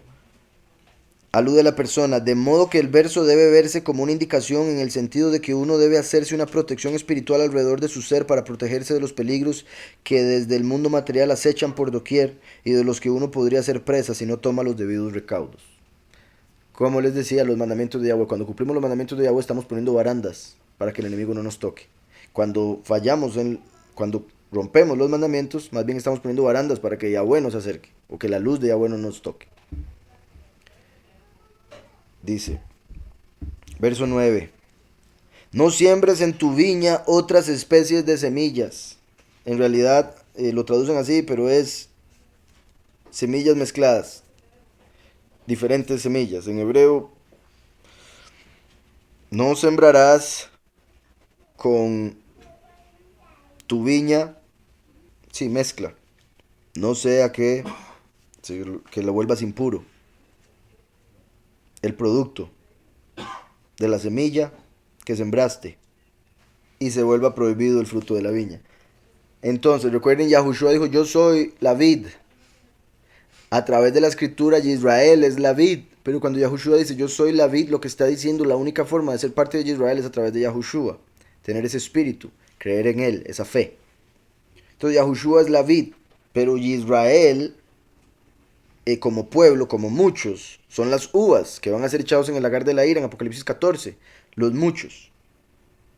¿Se acuerdan cuando Israel salió de Egipto? Habían unos gentiles o unas masas mixtas, como aparece en la escritura o con otros términos, que querían ir con Israel. Y Yahweh le dijo a Moshe, no se los lleve. Pero Moshe dijo, ay, téngase misericordioso, pobrecitos. Vamos, gente. Y cuando iban tuvieron un montón de problemas, ellos tuvieron que ver con que se adorara el becerro de oro y otro montón de cosas. Y ahí Moshe dijo, sí, tenía razón Yahweh, perdón. ¿Verdad? Como uno siempre termina después de... Entonces, las masas, o sea, naciones de otras, o sea, estaban en Egipto, Israel como esclavos. Cuando salió Israel, habían otras naciones que estaban dentro de Egipto que se pegaron a Israel porque vieron que había poder ahí. Querían ir, pero no eran apartados, entonces te empezaron a caer y hacían a otros caer. Ese es el problema de mezclar en Israel la viña personas que no sean de Israel, que no sean semillas de vid, de uvas. ¿Sí? ¿Estamos? Entonces por eso Yahweh dice, no siembre con la viña o en la viña mezcla de semilla. Es interesante que Yahweh lo hace con el ejemplo de la viña, porque los judíos lo toman como cualquiera. O sea, no mezcle ninguna semilla con otra semilla, punto. Pero Yahweh empieza con la viña aquí porque se refiere a Israel. Los muchos. En el Éxodo, por ejemplo, repito, salieron con esos que llevaron a problemas. Por eso en el fin de los tiempos, Yahweh va a tener que separar a la cizaña del trigo y etcétera. Las cabras de las ovejas. No siembres en tu viña otras especies de semillas para evitar que todo el producto de las semillas que sembraste y del fruto de la viña sea prohibido. Por eso las uvas van a tener que pasar por el lagar de la ira. porque se han mezclado con un montón de falsedad. Yahushua dijo, yo soy la vid. Yahushua fue el que contó la parábola del sembrador. Yahushua dijo, la palabra de Yahweh es la semilla. Apocalipsis 19:13 dice, la palabra de Yahweh es el nombre del Hijo. Entonces, la semilla es Yahushua. Se siembra Yahushua, uno no puede después meter otra semilla. Uno no puede meter a Jesús, no puede meter a Yeshua, no puede meter a Buda, no puede meter al Corán, como Mohammed. No puede. Porque lo que vaya a hacer después va a ser prohibido. Yahweh lo va a abominar, va a estar mal. No se puede mezclar a Yahushua con la adoración al sol, sol invictus, como lo hizo Constantino cuando hizo el catolicismo. No se puede mezclar con la adoración a Tamuz a través de persinarse y la cruz y todas esas cosas. Entonces, no mezclar la enseñanza de Yahushua, que es la semilla de Yahweh, que es la vid, con ninguna doctrina falsa, como cualquier otra semilla, que sería cualquier otro nombre. Porque si el nombre del verdadero Mesías, nombre sobre todo nombre, es la semilla de Yahweh, pues entonces cualquier otra semilla es el nombre de otro. 37 de Mateo 23, Jerusalén, Jerusalén, que matas a los profetas y apedreas a los que te son enviados. Qué burro, qué colerón. Jerusalén, Jerusalén, que matas a los profetas y apedreas a los que te son enviados. Esto es el mundo entero, pero Jerusalén principalmente. ¿Cuántas veces quise juntar a tus hijos como la gallina junta sus polluelos debajo de las alas? ¿Cuántas veces, verá Yahweh hablando a través de Yahushua, quise juntar a tus hijos como la gallina junta sus polluelos? Y vean qué perfecto, porque Yahweh no tiene ningún, o sea, ¿cómo lo puedo poner? Yahweh no es ni machista ni feminista y es tan seguro de sí mismo, puesto que es lo único que existe, que a pesar de él presentarse como padre, también viene aquí y habla como gallina. Cualquier hombre que tiene la inseguridad de la sociedad de este mundo le dicen gallina. Uy, uy, uy. Pero como obviamente aquí Yahweh está haciendo una representación a través de cómo la gallina con sus polluelos, como el ave, aquí lo estamos viendo. Yahweh está diciendo cómo quise yo juntarlos como mis hijos, mis polluelos, bajo mis alas, como las alas de la Shekinah, bajo la sombra del Omnipotente, etcétera. Pero ellos quisieron ir a hacerse hijos de otros, o sea, otras aves. Por eso hay que ahuyentar a la ave, al ave que está encima de los polluelos. ¿Sí me explico? Entonces Yahweh dice, yo quería que ustedes estuvieran bajo mis alas, pero estaban bajo las alas de los otros. Por eso mandé a que ahuyenten a esos otros y traigan a los hijos a su propietario. ¿Cuántas veces quise juntar a tus hijos como la gallina junta a sus polluelos debajo de las alas, pero no quisiste? Vuestra casa os es dejada desierta. El nido, sin hijos. Vuestra casa os es dejada desierta, pues os digo que desde ahora no volveréis a verme hasta que digáis, bendito el que viene en el nombre de Yahweh. Bendito el que viene en el nombre de Yahweh. Esto se dice durante Pesaj. Entonces está haciendo alusión a que el último empezaría su ministerio en Pesaj. Entonces hasta que en un Pesaj digan, bendito el que viene en el nombre de Yahweh, se va a manifestar aquel que viene en el nombre de Yahweh. Y qué curioso porque está mencionando esto después de haber mencionado el águila o la gallina y sus polluelos. Inmediatamente habla de la segunda venida, como para venir a tomar a esos polluelos y ahuyentar a la gran ramera.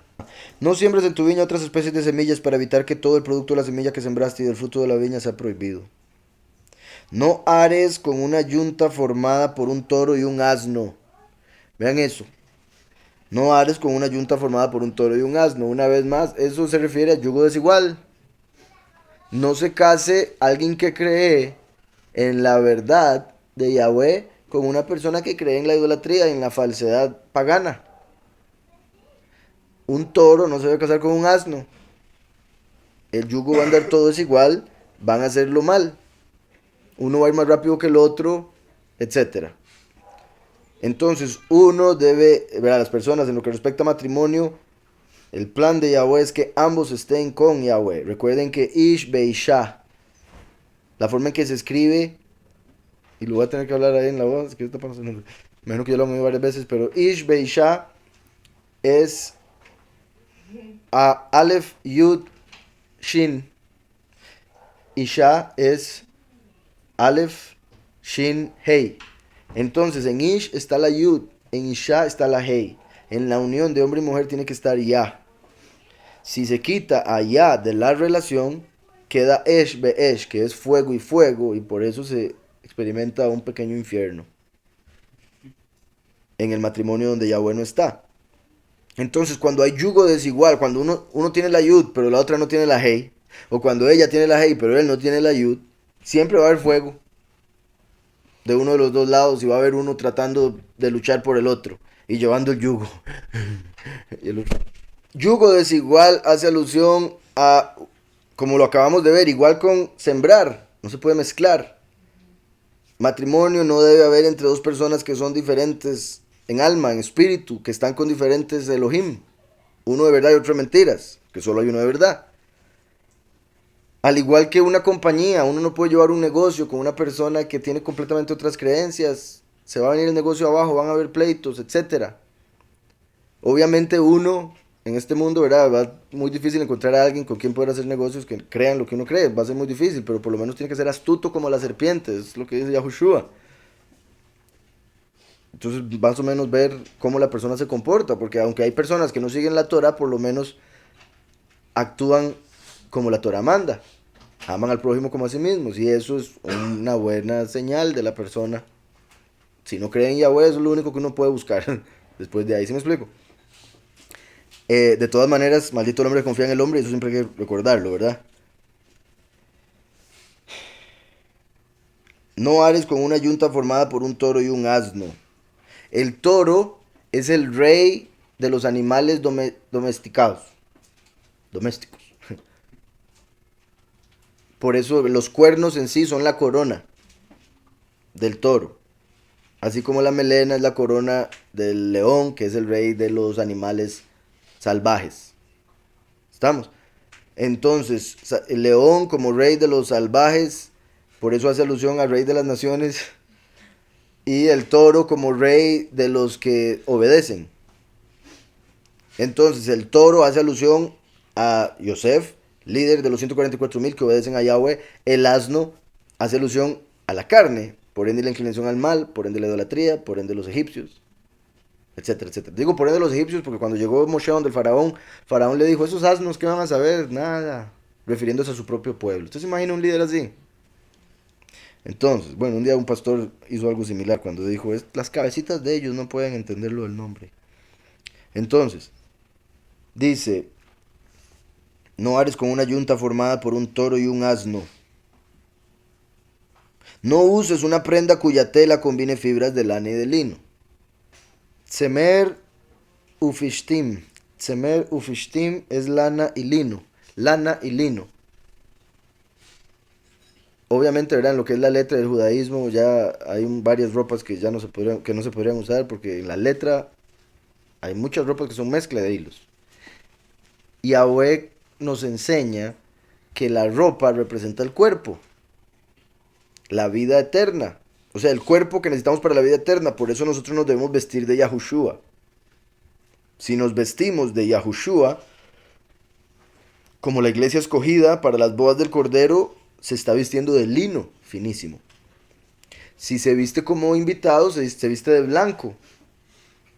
Se podría decir de lana blanca. Pero no se puede hacer la mezcla de la doctrina de los muchos, que es falsa en parte, con la doctrina de los pocos, porque sería mezclar lino y lana. La lana viene de las ovejas, como el último que viene como una oveja, aparece en Isaías 53, en el sentido de que, a diferencia del cordero, que era de un año, lo que hablé ahora, el cordero tenía que ser de un año, representa a Yahushua. En Isaías 53 aparece que Mashiach vendría como cordero y como oveja, primero y último. Entonces la lana de la oveja es trasquilada, o sea, es muerto el último, para que los últimos puedan ser transformados de su cuerpo, ponerse lana, por decirlo así, en el caso de la carne, en realidad, con lo que acabo de decir. Lo dije porque recuerdan que el último muere por los cuerpos, Yahushua murió por las almas. Pero recuerdan que los 144,000 van a ser transformados y se cambian al lino finísimo. Se visten como Yahushua, porque son su cuerpo. Mientras que los muchos lavan sus ropas en la sangre del cordero y se visten de blanco, que repito sería como lana. No se puede hacer la mezcla de lo verdadero y lo falso. No se puede hacer la mezcla de la doctrina verdadera con la doctrina errada. El punto es, Yahushua es nuestra vestimenta. De hecho, voy a leer esto en Apocalipsis 3, por si quieren verlo. En Apocalipsis 3, cuando le habla a la iglesia de la Odisea, Yahweh le dice, verso 18, por tanto yo te aconsejo que compres de mi oro refinado en el fuego para que seas rico, y vestiduras blancas para vestirte. Yahweh no le está mandando a alguien irse a comprar una ropa blanca. No. Le está diciendo, vístase de pureza a través de la sangre del Cordero Yahushua. Entonces, cuando en Deuteronomio nos habla, no vista ropas de 2 hilos, no está diciendo, cuidado, usted ahí ya pecó. No. Está diciendo, no vista un Mesías verdadero y después el falso. No mezcle esas dos enseñanzas, no mezcle esos dos, porque no va a poder entrar a la presencia de Yahweh con mezcla de doctrinas. No va a poder entrar a la presencia de Yahweh diciendo Yahushua y Jesús. Está mezclando hilos. ¿Sí me explico? Entonces Yahweh dice, le recomiendo que compre vestimenta blanca, o sea, que se vista de Yahushua. De Yahushua. Que en este caso sería como los muchos, porque le dice vestiduras blancas para vestirte. Las blancas son las de los que mueren, o sea, van a tener que morir después de ser justificados. Lavaron sus ropas en la sangre del cordero. Entonces sería como lana de cordero o de oveja.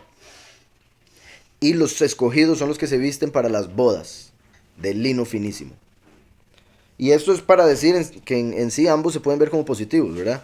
Lana y lino, pero aún así son dos grupos diferentes. También se puede ver como el lino siendo el positivo y la lana el negativo. Exacto, sí, aquí es separando los pocos de los muchos. ¿Usted se acuerda también los muchos de las naciones?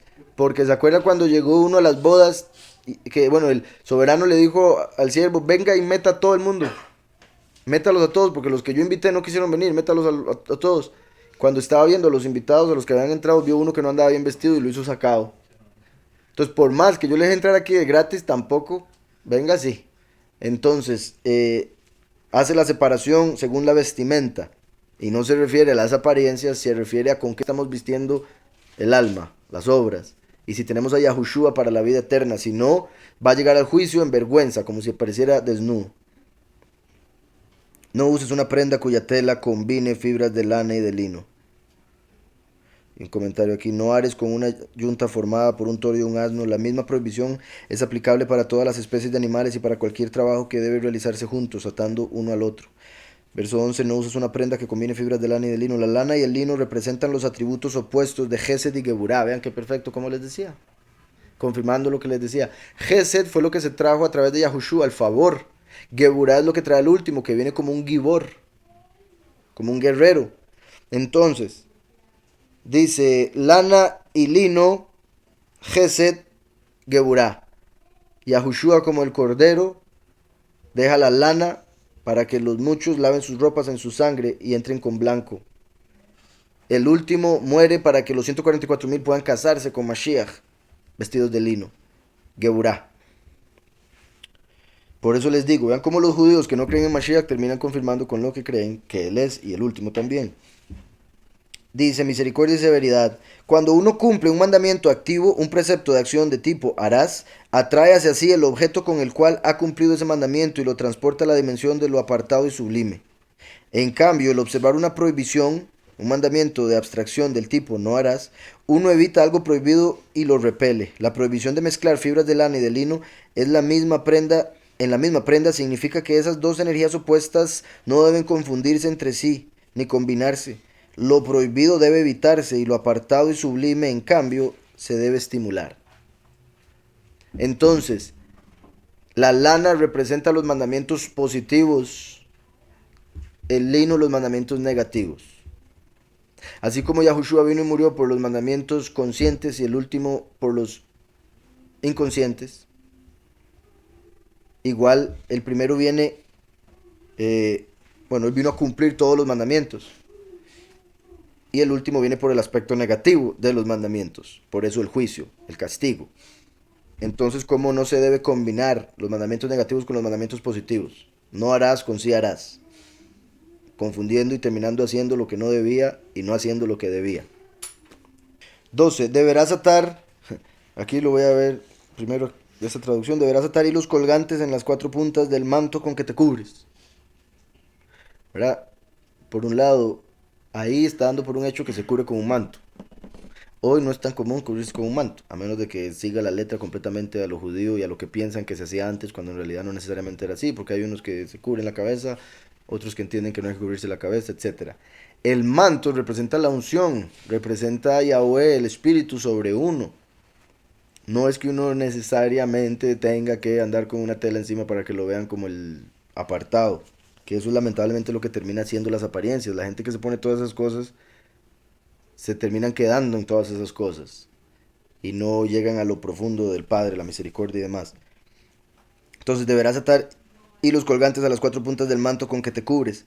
¿Se acuerdan que Yahushua, como cumplió toda la Torah en la letra, él andaba un manto con los 4 hilos colgantes como lo ponen ahí? Y de eso fue lo que se agarró la mujer que andaba con flujo por 12 años y fue sanada, tomando la letra de Malaquías donde dice que él traería sanación o salvación en sus alas, como en sus 4 puntas del manto. Y esto, como otras partes de la escritura, lo vemos también en Números 15:38 parece.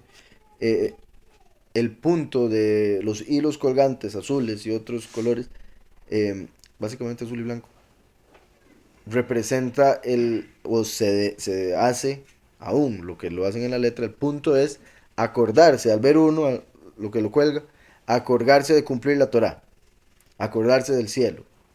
Será el punto.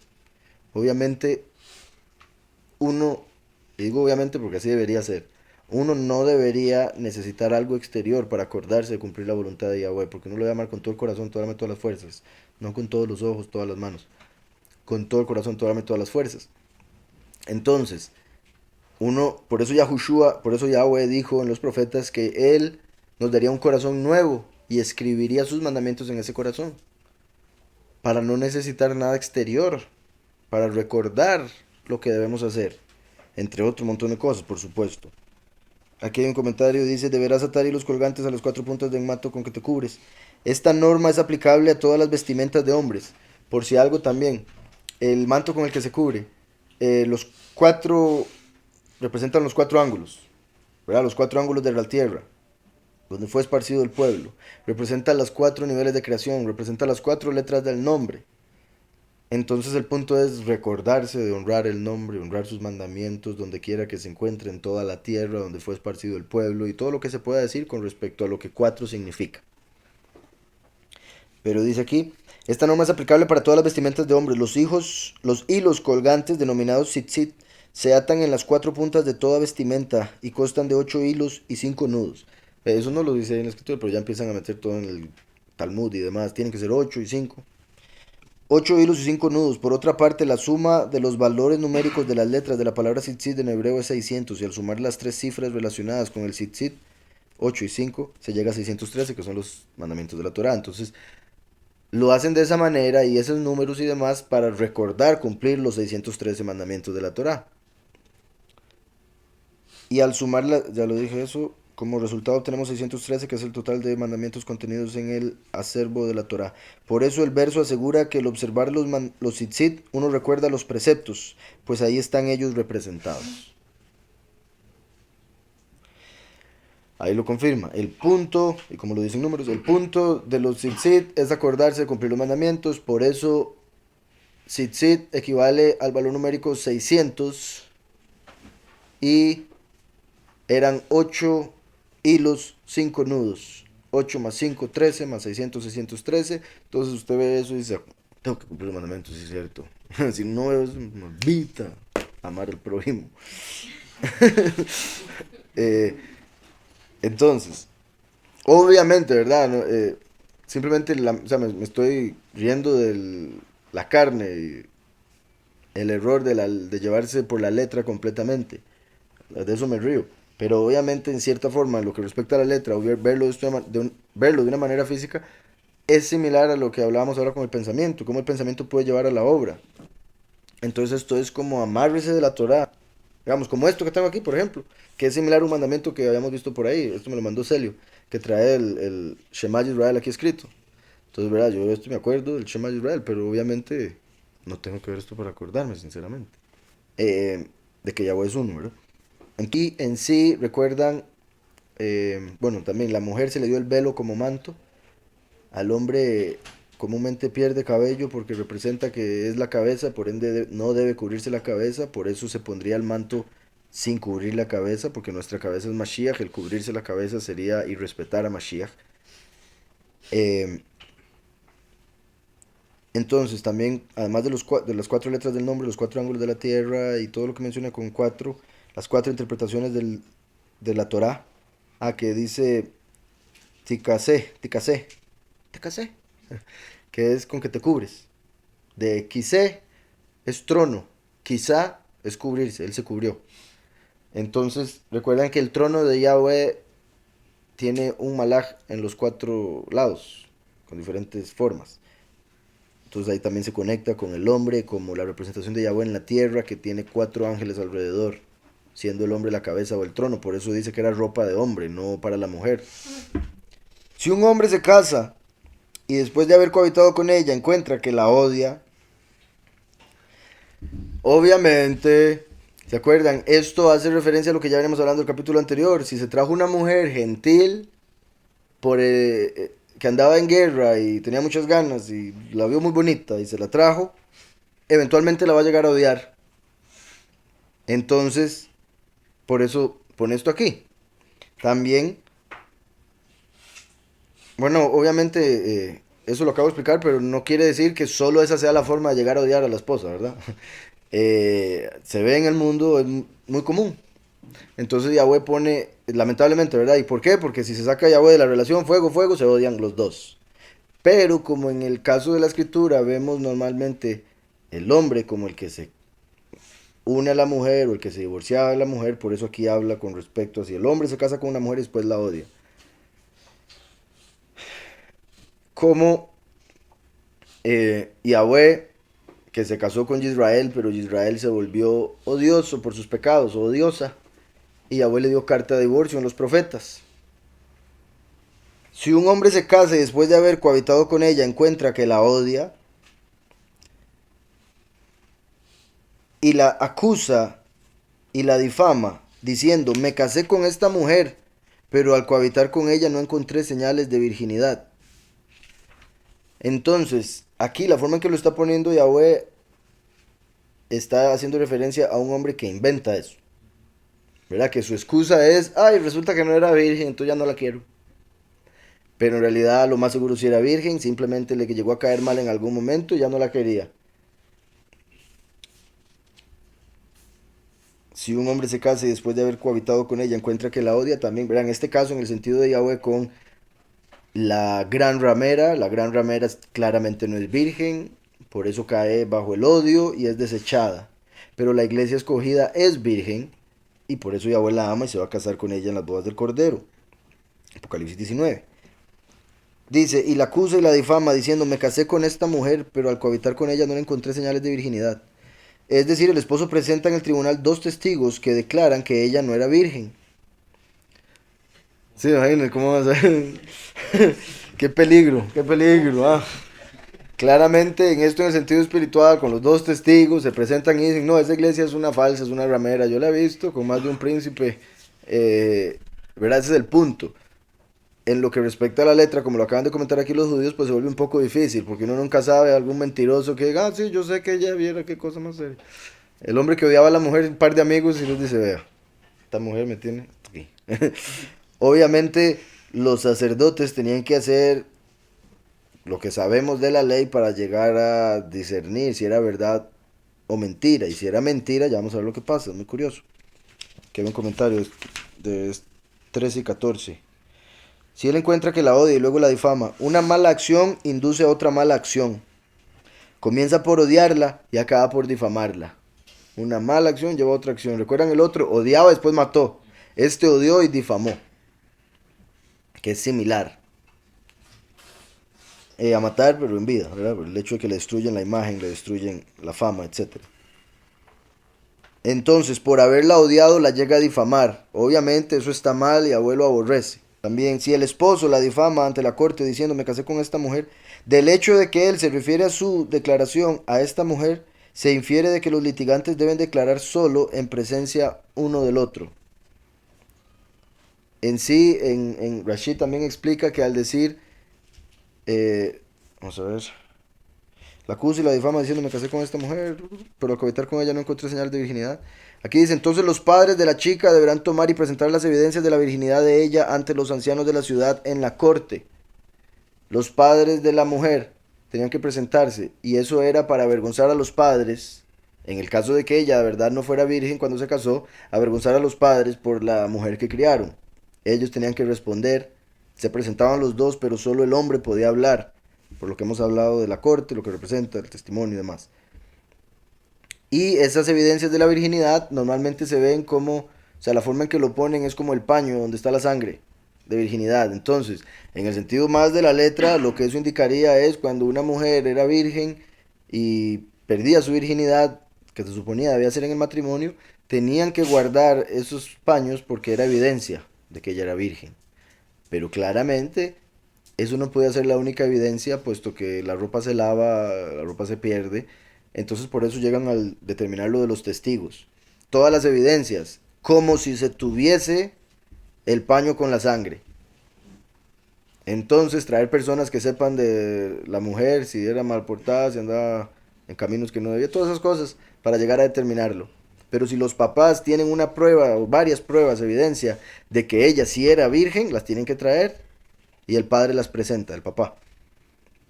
Dice, el padre de la chica declarará ante los ancianos, entregué a mi hija como esposa a este hombre, pero ahora él la repudia. Miren, la acusa falsamente, alegando que mi hija ya no era virgen en el momento de casarse. Pero aquí está la prueba de la virginidad de mi hija.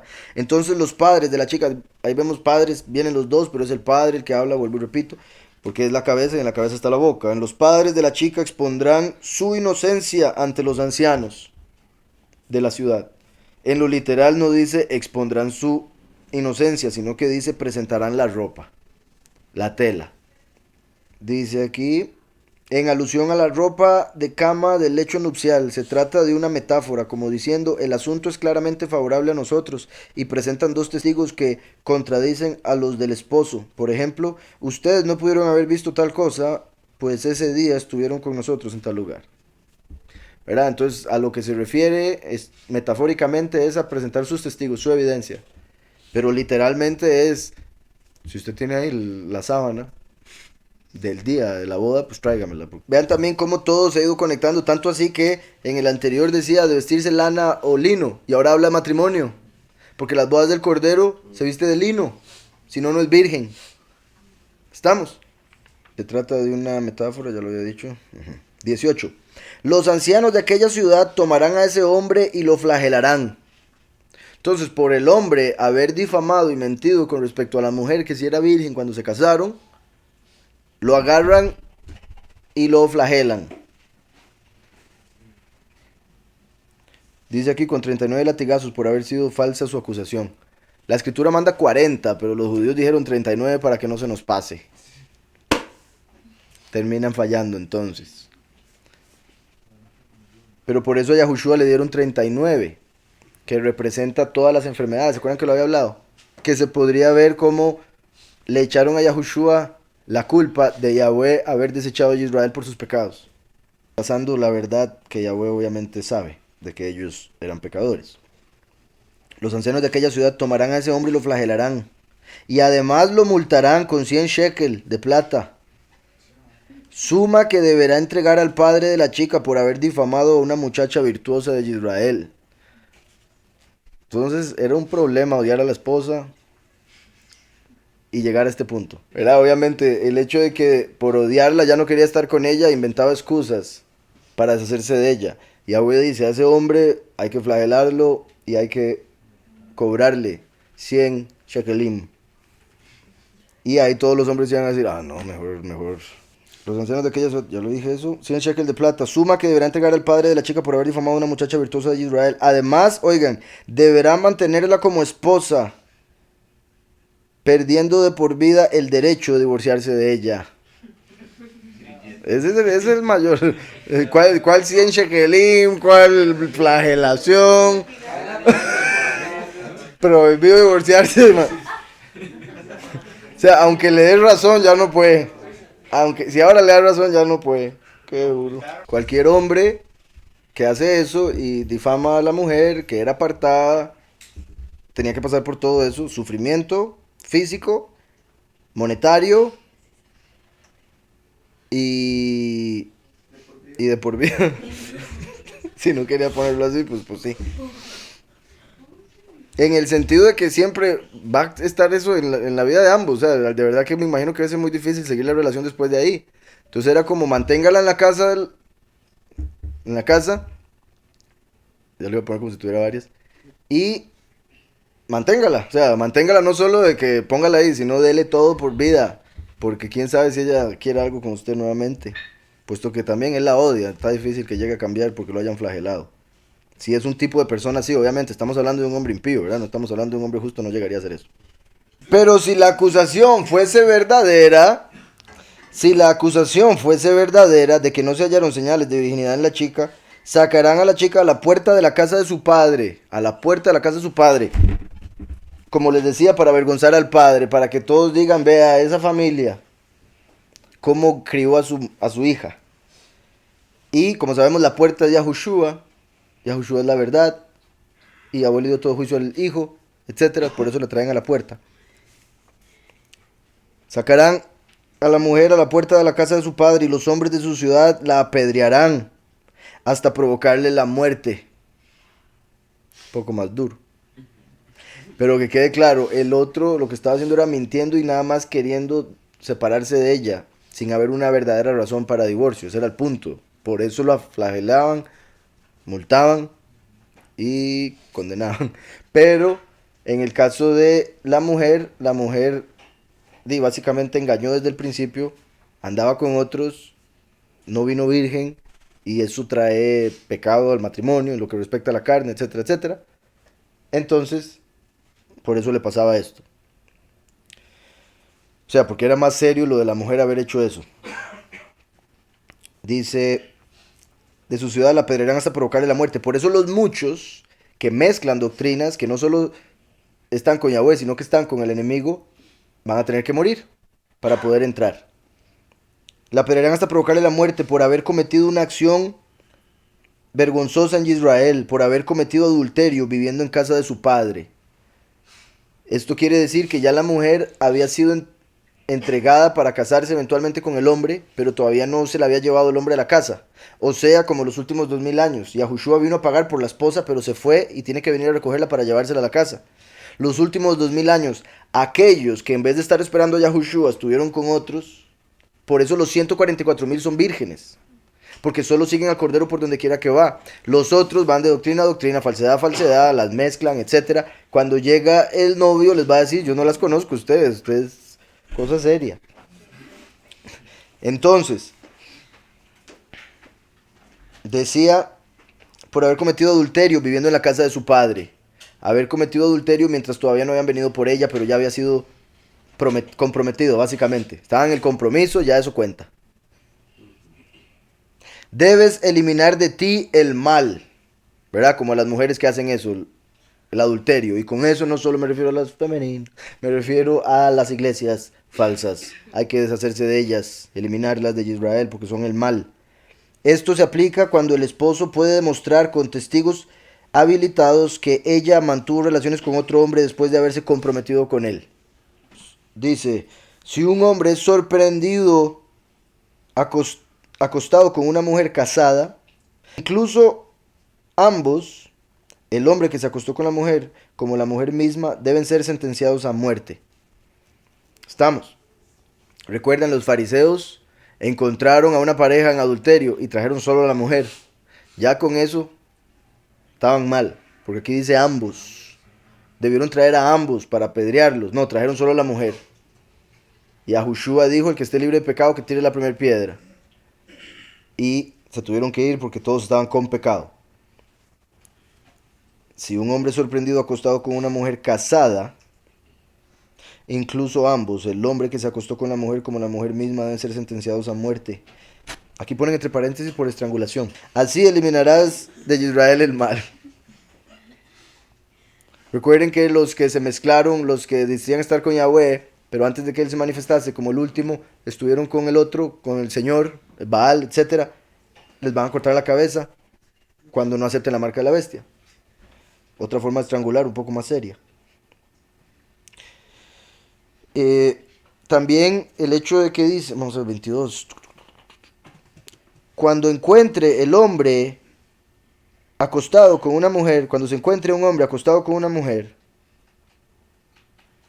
que está casada, matarás también a los dos. El hombre que se acostó con la mujer y la mujer, y te desharás del mal en medio de Israel. Cuando dice también a los dos, que se puede tomar como los dos que estaban acostados, también lo interpreta Rashi, también a los dos, como si la mujer queda embarazada por esa unión, la ejecutaban estando embarazada. Entonces no era que solo se esperaban a que tuviera el hijo después. Yo sé que es muy duro en lo que respecta al niño, pero eso tiene que ver con el hecho de que el niño sería producto de adulterio y eso quiere decir que se va a convertir en un pecador, y etcétera, deshaciéndose del mal. Y vuelvo y repito, eso es justicia. Es justicia. Yo no estoy diciendo que hay que matar a nadie hoy en día. Simplemente estoy diciendo es justo. La persona que hace tal cosa merece eso. Por eso cualquier persona que haya cometido actos similares o el mismo debería arrepentirse porque merece muerte. Y debería arrepentirse con Yahweh y decirle, Padre, por favor, no me mate, no me mate, no me mate. En el nombre de Yahushua, todo bien. Si una... Bueno, aquí con respecto a este anterior hay un comentario. Incluso ambos deben ser sentenciados a muerte, la mujer y el hombre que se acostó con ella. Una vez que el verso plantea que el hombre y la mujer deben morir, la expresión ambos morirán parece redundante. Al respecto, se explica que la voz ambos viene a señalar que la pena capital se aplica a ambos solo cuando ambos derivan placer de la relación prohibida. Vean esto, qué curioso, ¿verdad? Entonces ellos dicen que si es un hombre que agarran al hombre tocando a una mujer, por ejemplo, de una manera específica para él recibir placer, como la mujer comúnmente no recibe placer de eso, entonces la mujer no era ejecutada, solo el hombre.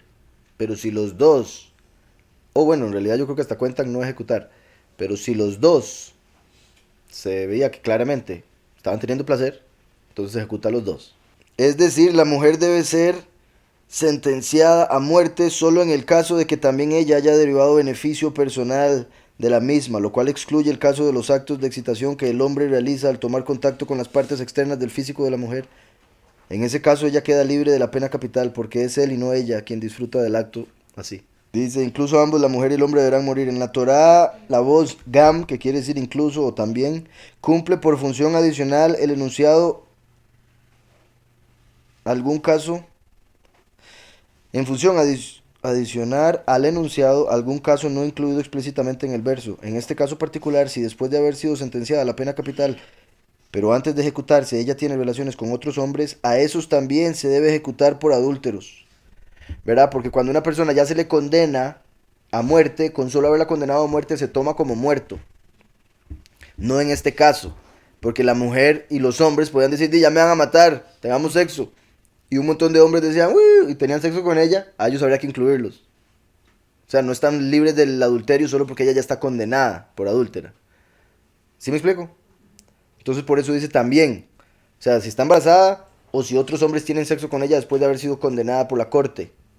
Alternativamente, en este caso, la voz incluso está indicando que la pena capital no se pospone, incluso si la mujer a la que ha de aplicársele estuviera encinta, pero si ya ha comenzado el trabajo de parto, la ejecución se pospone hasta después del alumbramiento. 23. Si una chica virgen está comprometida con un hombre y otro hombre la encuentra en la ciudad y se acuesta con ella, deberán sacar a ambos a la puerta de aquella ciudad y deberán apedrearlos hasta provocarles la muerte. A la chica por no haber pedido socorro estando en plena ciudad, y al hombre por haber deshonrado a la mujer de su prójimo. De ese modo eliminarás de ti el mal. Entonces, como la encontraba en la ciudad, hay dos cosas ahí. Una, que había gente como para que ella pidiera ayuda. Si no gritó y nadie la oyó es porque en realidad ya estaba de acuerdo. Por eso a los dos. Por otro lado, el hecho de que dice, si encuentra un hombre a una mujer en la ciudad, ya al decir eso, y por si algo, no se me moleste, hace alusión a que ya la mujer está fallando por andar en la ciudad sola. Por eso lo escribe así como está, en el sentido de que cabe la posibilidad. ¿Por qué? Porque el hombre, si es impío, no va a poder controlar sus impulsos de lujuria y otras cosas y puede caer en eso. Entonces, si la misma Torah muestra que solo el hecho de la mujer ir a la ciudad sola o a un desfile sola, una fiesta sola, como Dina, que fue a ver un desfile en Shechem y la violaron, ahí el ejemplo. Entonces Yahweh pone que ya está en peligro por andar así. Entonces si Yahweh dice eso, ¿por qué se van a molestar hoy en día cuando uno le dice a las mujeres que mejor no vestir tan provocativamente porque eso puede llevar a hombres a caer y hacerles un daño? No que todos los hombres sean así, pero hay muchos que sí. Entonces es inteligente para la mujer cubrirse, porque le puede ir mal si no, y después no le eche la culpa al hombre solo, únicamente cuando se le ha aconsejado algo contrario como lo que vemos acá. Si una chica virgen está comprometida con un hombre y otro hombre la encuentra en la ciudad y se acuesta con ella, es que ahí estamos hablando, digamos, es como una pareja. Ah, ok, ya entiendo, o sea, como les digo, esto es juicio, no vamos a apedrear a nadie, pero ya habría una razón para romper el compromiso. ¿Sí me explico? O sea, recuerden que al unirse una pareja en matrimonio se está dando una nueva vida, no solo por el niño que va a venir después, sino porque al unirse dos personas en una, se hacen otra persona. Entonces, al estar comprometidos es que se van a hacer uno. Si una de esas dos personas cae en adulterio durante el compromiso, al no hacerse uno, es como quitarle la vida futura que esperaba. ¿Sí me explico? Entonces, por la misericordia de Yahweh, uno no va, y también porque no están las cortes y otras cosas que habían en ese tiempo establecidas para Israel, uno no puede llevar a la mujer o al hombre a la corte para que le den las pedradas o lo estrangulen. Eh, pero uno ya tendría un asunto legal con el padre como para decir, padre, yo me comprometí ante ti, pero adulteró, por ende, se rompe, como si tuviese que morir esa persona. Ya no va a haber un matrimonio. Sería Sí, apartado del pueblo, que sería la congregación. sí, básicamente. Ah, ok, ya, en ese caso ya el espiritual principalmente, sí, sería ese en lo espiritual, una persona que dice, sí, yo estoy con Yahweh, yo estoy con Yahushua, me voy a casar en las bodas del Cordero, pero se le encuentra hincado ante María un día, ¿verdad? Persinándose, diciendo Dios y esas cosas, dice, ay, pero ¿qué anda usted fornicando con otros? ¿Qué le pasa? Merece morir, entonces merece entrar entre los muchos. Si es que entra, por hipócrita. ¿Sí me explico? Entonces, sí, una cosa es lo personal, como lo mencioné, y otra cosa ya lo espiritual, con Mashiach y el Espíritu.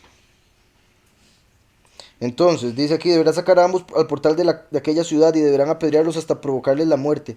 Aquí hay un paréntesis. Esto es cuando la chica tiene entre 12 y 12 años y medio. ¿Cómo dijeron eso? Pues imagínese usted. Si la chica es mayor, le corresponde pena de muerte por estrangulamiento, como en cualquier caso de adulterio. Dice después, a la chica por no haber pedido socorro estando en plena ciudad. Entre paréntesis, lo que es considerado indicio de su aceptación, ¿verdad? Si no pidió socorro, ya estaba feliz. ¿Verdad? Claramente aquí estamos hablando de una ciudad con mucha gente en la que no solo se está hablando de los gritos que haya podido pegar cuando ya se estaba dando la acción, sino mientras la estaban tomando, mientras la estaban agarrando, como, ¡hey, hey, man! ¿Verdad? Muchas cosas que se pueden dar. Porque sí, hay muchas ocasiones en las que uno podría decir, no, si hago esto, nadie la va a poder oír, al final nos apedrean a los dos. Y no, Yahweh habla de justicia. Dice entonces, aquí un comentario, el otro hombre encuentra a la chica virgen en la ciudad y se acuesta con ella. ¿Cuál es la necesidad de que el verso especifique que el hombre halló a la chica en la ciudad? Responde Rashi, que el hombre se haya acostado con ella es la consecuencia directa de que la chica estaba sola en medio de la ciudad. Y lo ilustra con un ejemplo. Una brecha en la pared de una construcción es una invitación al ladrón. ¿Verdad? Entonces, entre menos ropa es más invitación al violador. ¿Sí quedó claro la analogía? Ok. Entonces, por otro lado dice, pero si es un descampado, pero si en el campo, lo pone así en realidad en hebreo, ve'im basadeh, pero si está en el campo y encuentra el hombre a la chica, que está comprometida y por fuerza la toma, el hombre que se acostó con ella, pero si está en el campo y el hombre encuentra a la chica comprometida y la fuerza y se acuesta con ella, o sea, dice nada más, el hombre morirá, el que se acostó con ella, nada más, únicamente. Porque en el campo ya no se sabe si gritó o no la mujer. Entonces, pero si en el campo el hombre encuentra a la chica comprometida y la fuerza y se acuesta con ella, solo el hombre deberá ser sentenciado a muerte. Y a la chica no le harás nada, pues ella no cometió ninguna transgresión punible con pena de muerte, sino que fue una víctima, ¿verdad? Igual que cuando uno se levanta contra su prójimo y lo mata, así es este incidente. Vean esto, o sea, Yahweh entiende que una violación es como un asesinato. Entiende lo que siente la mujer cuando es violada. Por ende, el hombre que viole a una mujer merece lo mismo que un asesino. ¿Estamos? Entonces Yahweh dice, no solo el hecho de que la violación es similar al asesinato, sino que el que una mujer sea violada en el campo es como cuando un hombre se levanta sobre su prójimo cuando nadie lo está viendo para matarlo. Como Caín y Abel, exacto. Entonces, Yahweh lo pone como ejemplo para que se entienda. Hay muchas mujeres, obviamente, básicamente el punto es, si una mujer es violada, a menos de que tenga Yahushua para la vida eterna, se va a sentir muerta por lo que le quitó ese hombre con esa acción. O hombres, porque a veces lamentablemente también algo muy sorprendente en el sentido espiritual es que eso es como un espíritu también, y normalmente una mujer que le ha pasado, si no se aparta, si no sigue a Yahushua, ya sea por maldición generacional o por sus propios pecados, ese espíritu le anda cerca. O sea, hay mujeres que han sido violadas una vez, que por ese espíritu que les anda cerca y por no apartarse al Padre, les vuelve a suceder. ¿Cómo es posible que una mujer la violen 2 veces cuando hay un montón de mujeres que no las violan nunca? ¿Sí me explico? Eso no es estadísticamente correcto. Es como que un rayo caiga 2 veces en un campo, es muy difícil. Pero en violaciones se da mucho, lamentablemente. Entonces, pues en efecto la agredió en el campo. Y aunque la chica comprometida hubiese pedido auxilio, no hubiese habido nadie para salvarla.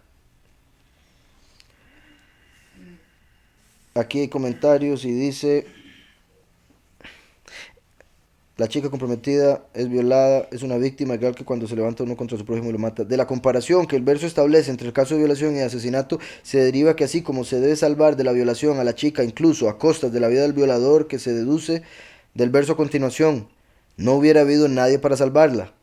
O sea, el hecho de que dice que no habría nadie para salvarla quiere decir que si hay alguien, si uno va pasando y ve a alguien, un hombre tratando de violar a una mujer, uno puede matar al hombre para salvar a la mujer. Es válido. Recuerden que Moshe pasó por esto.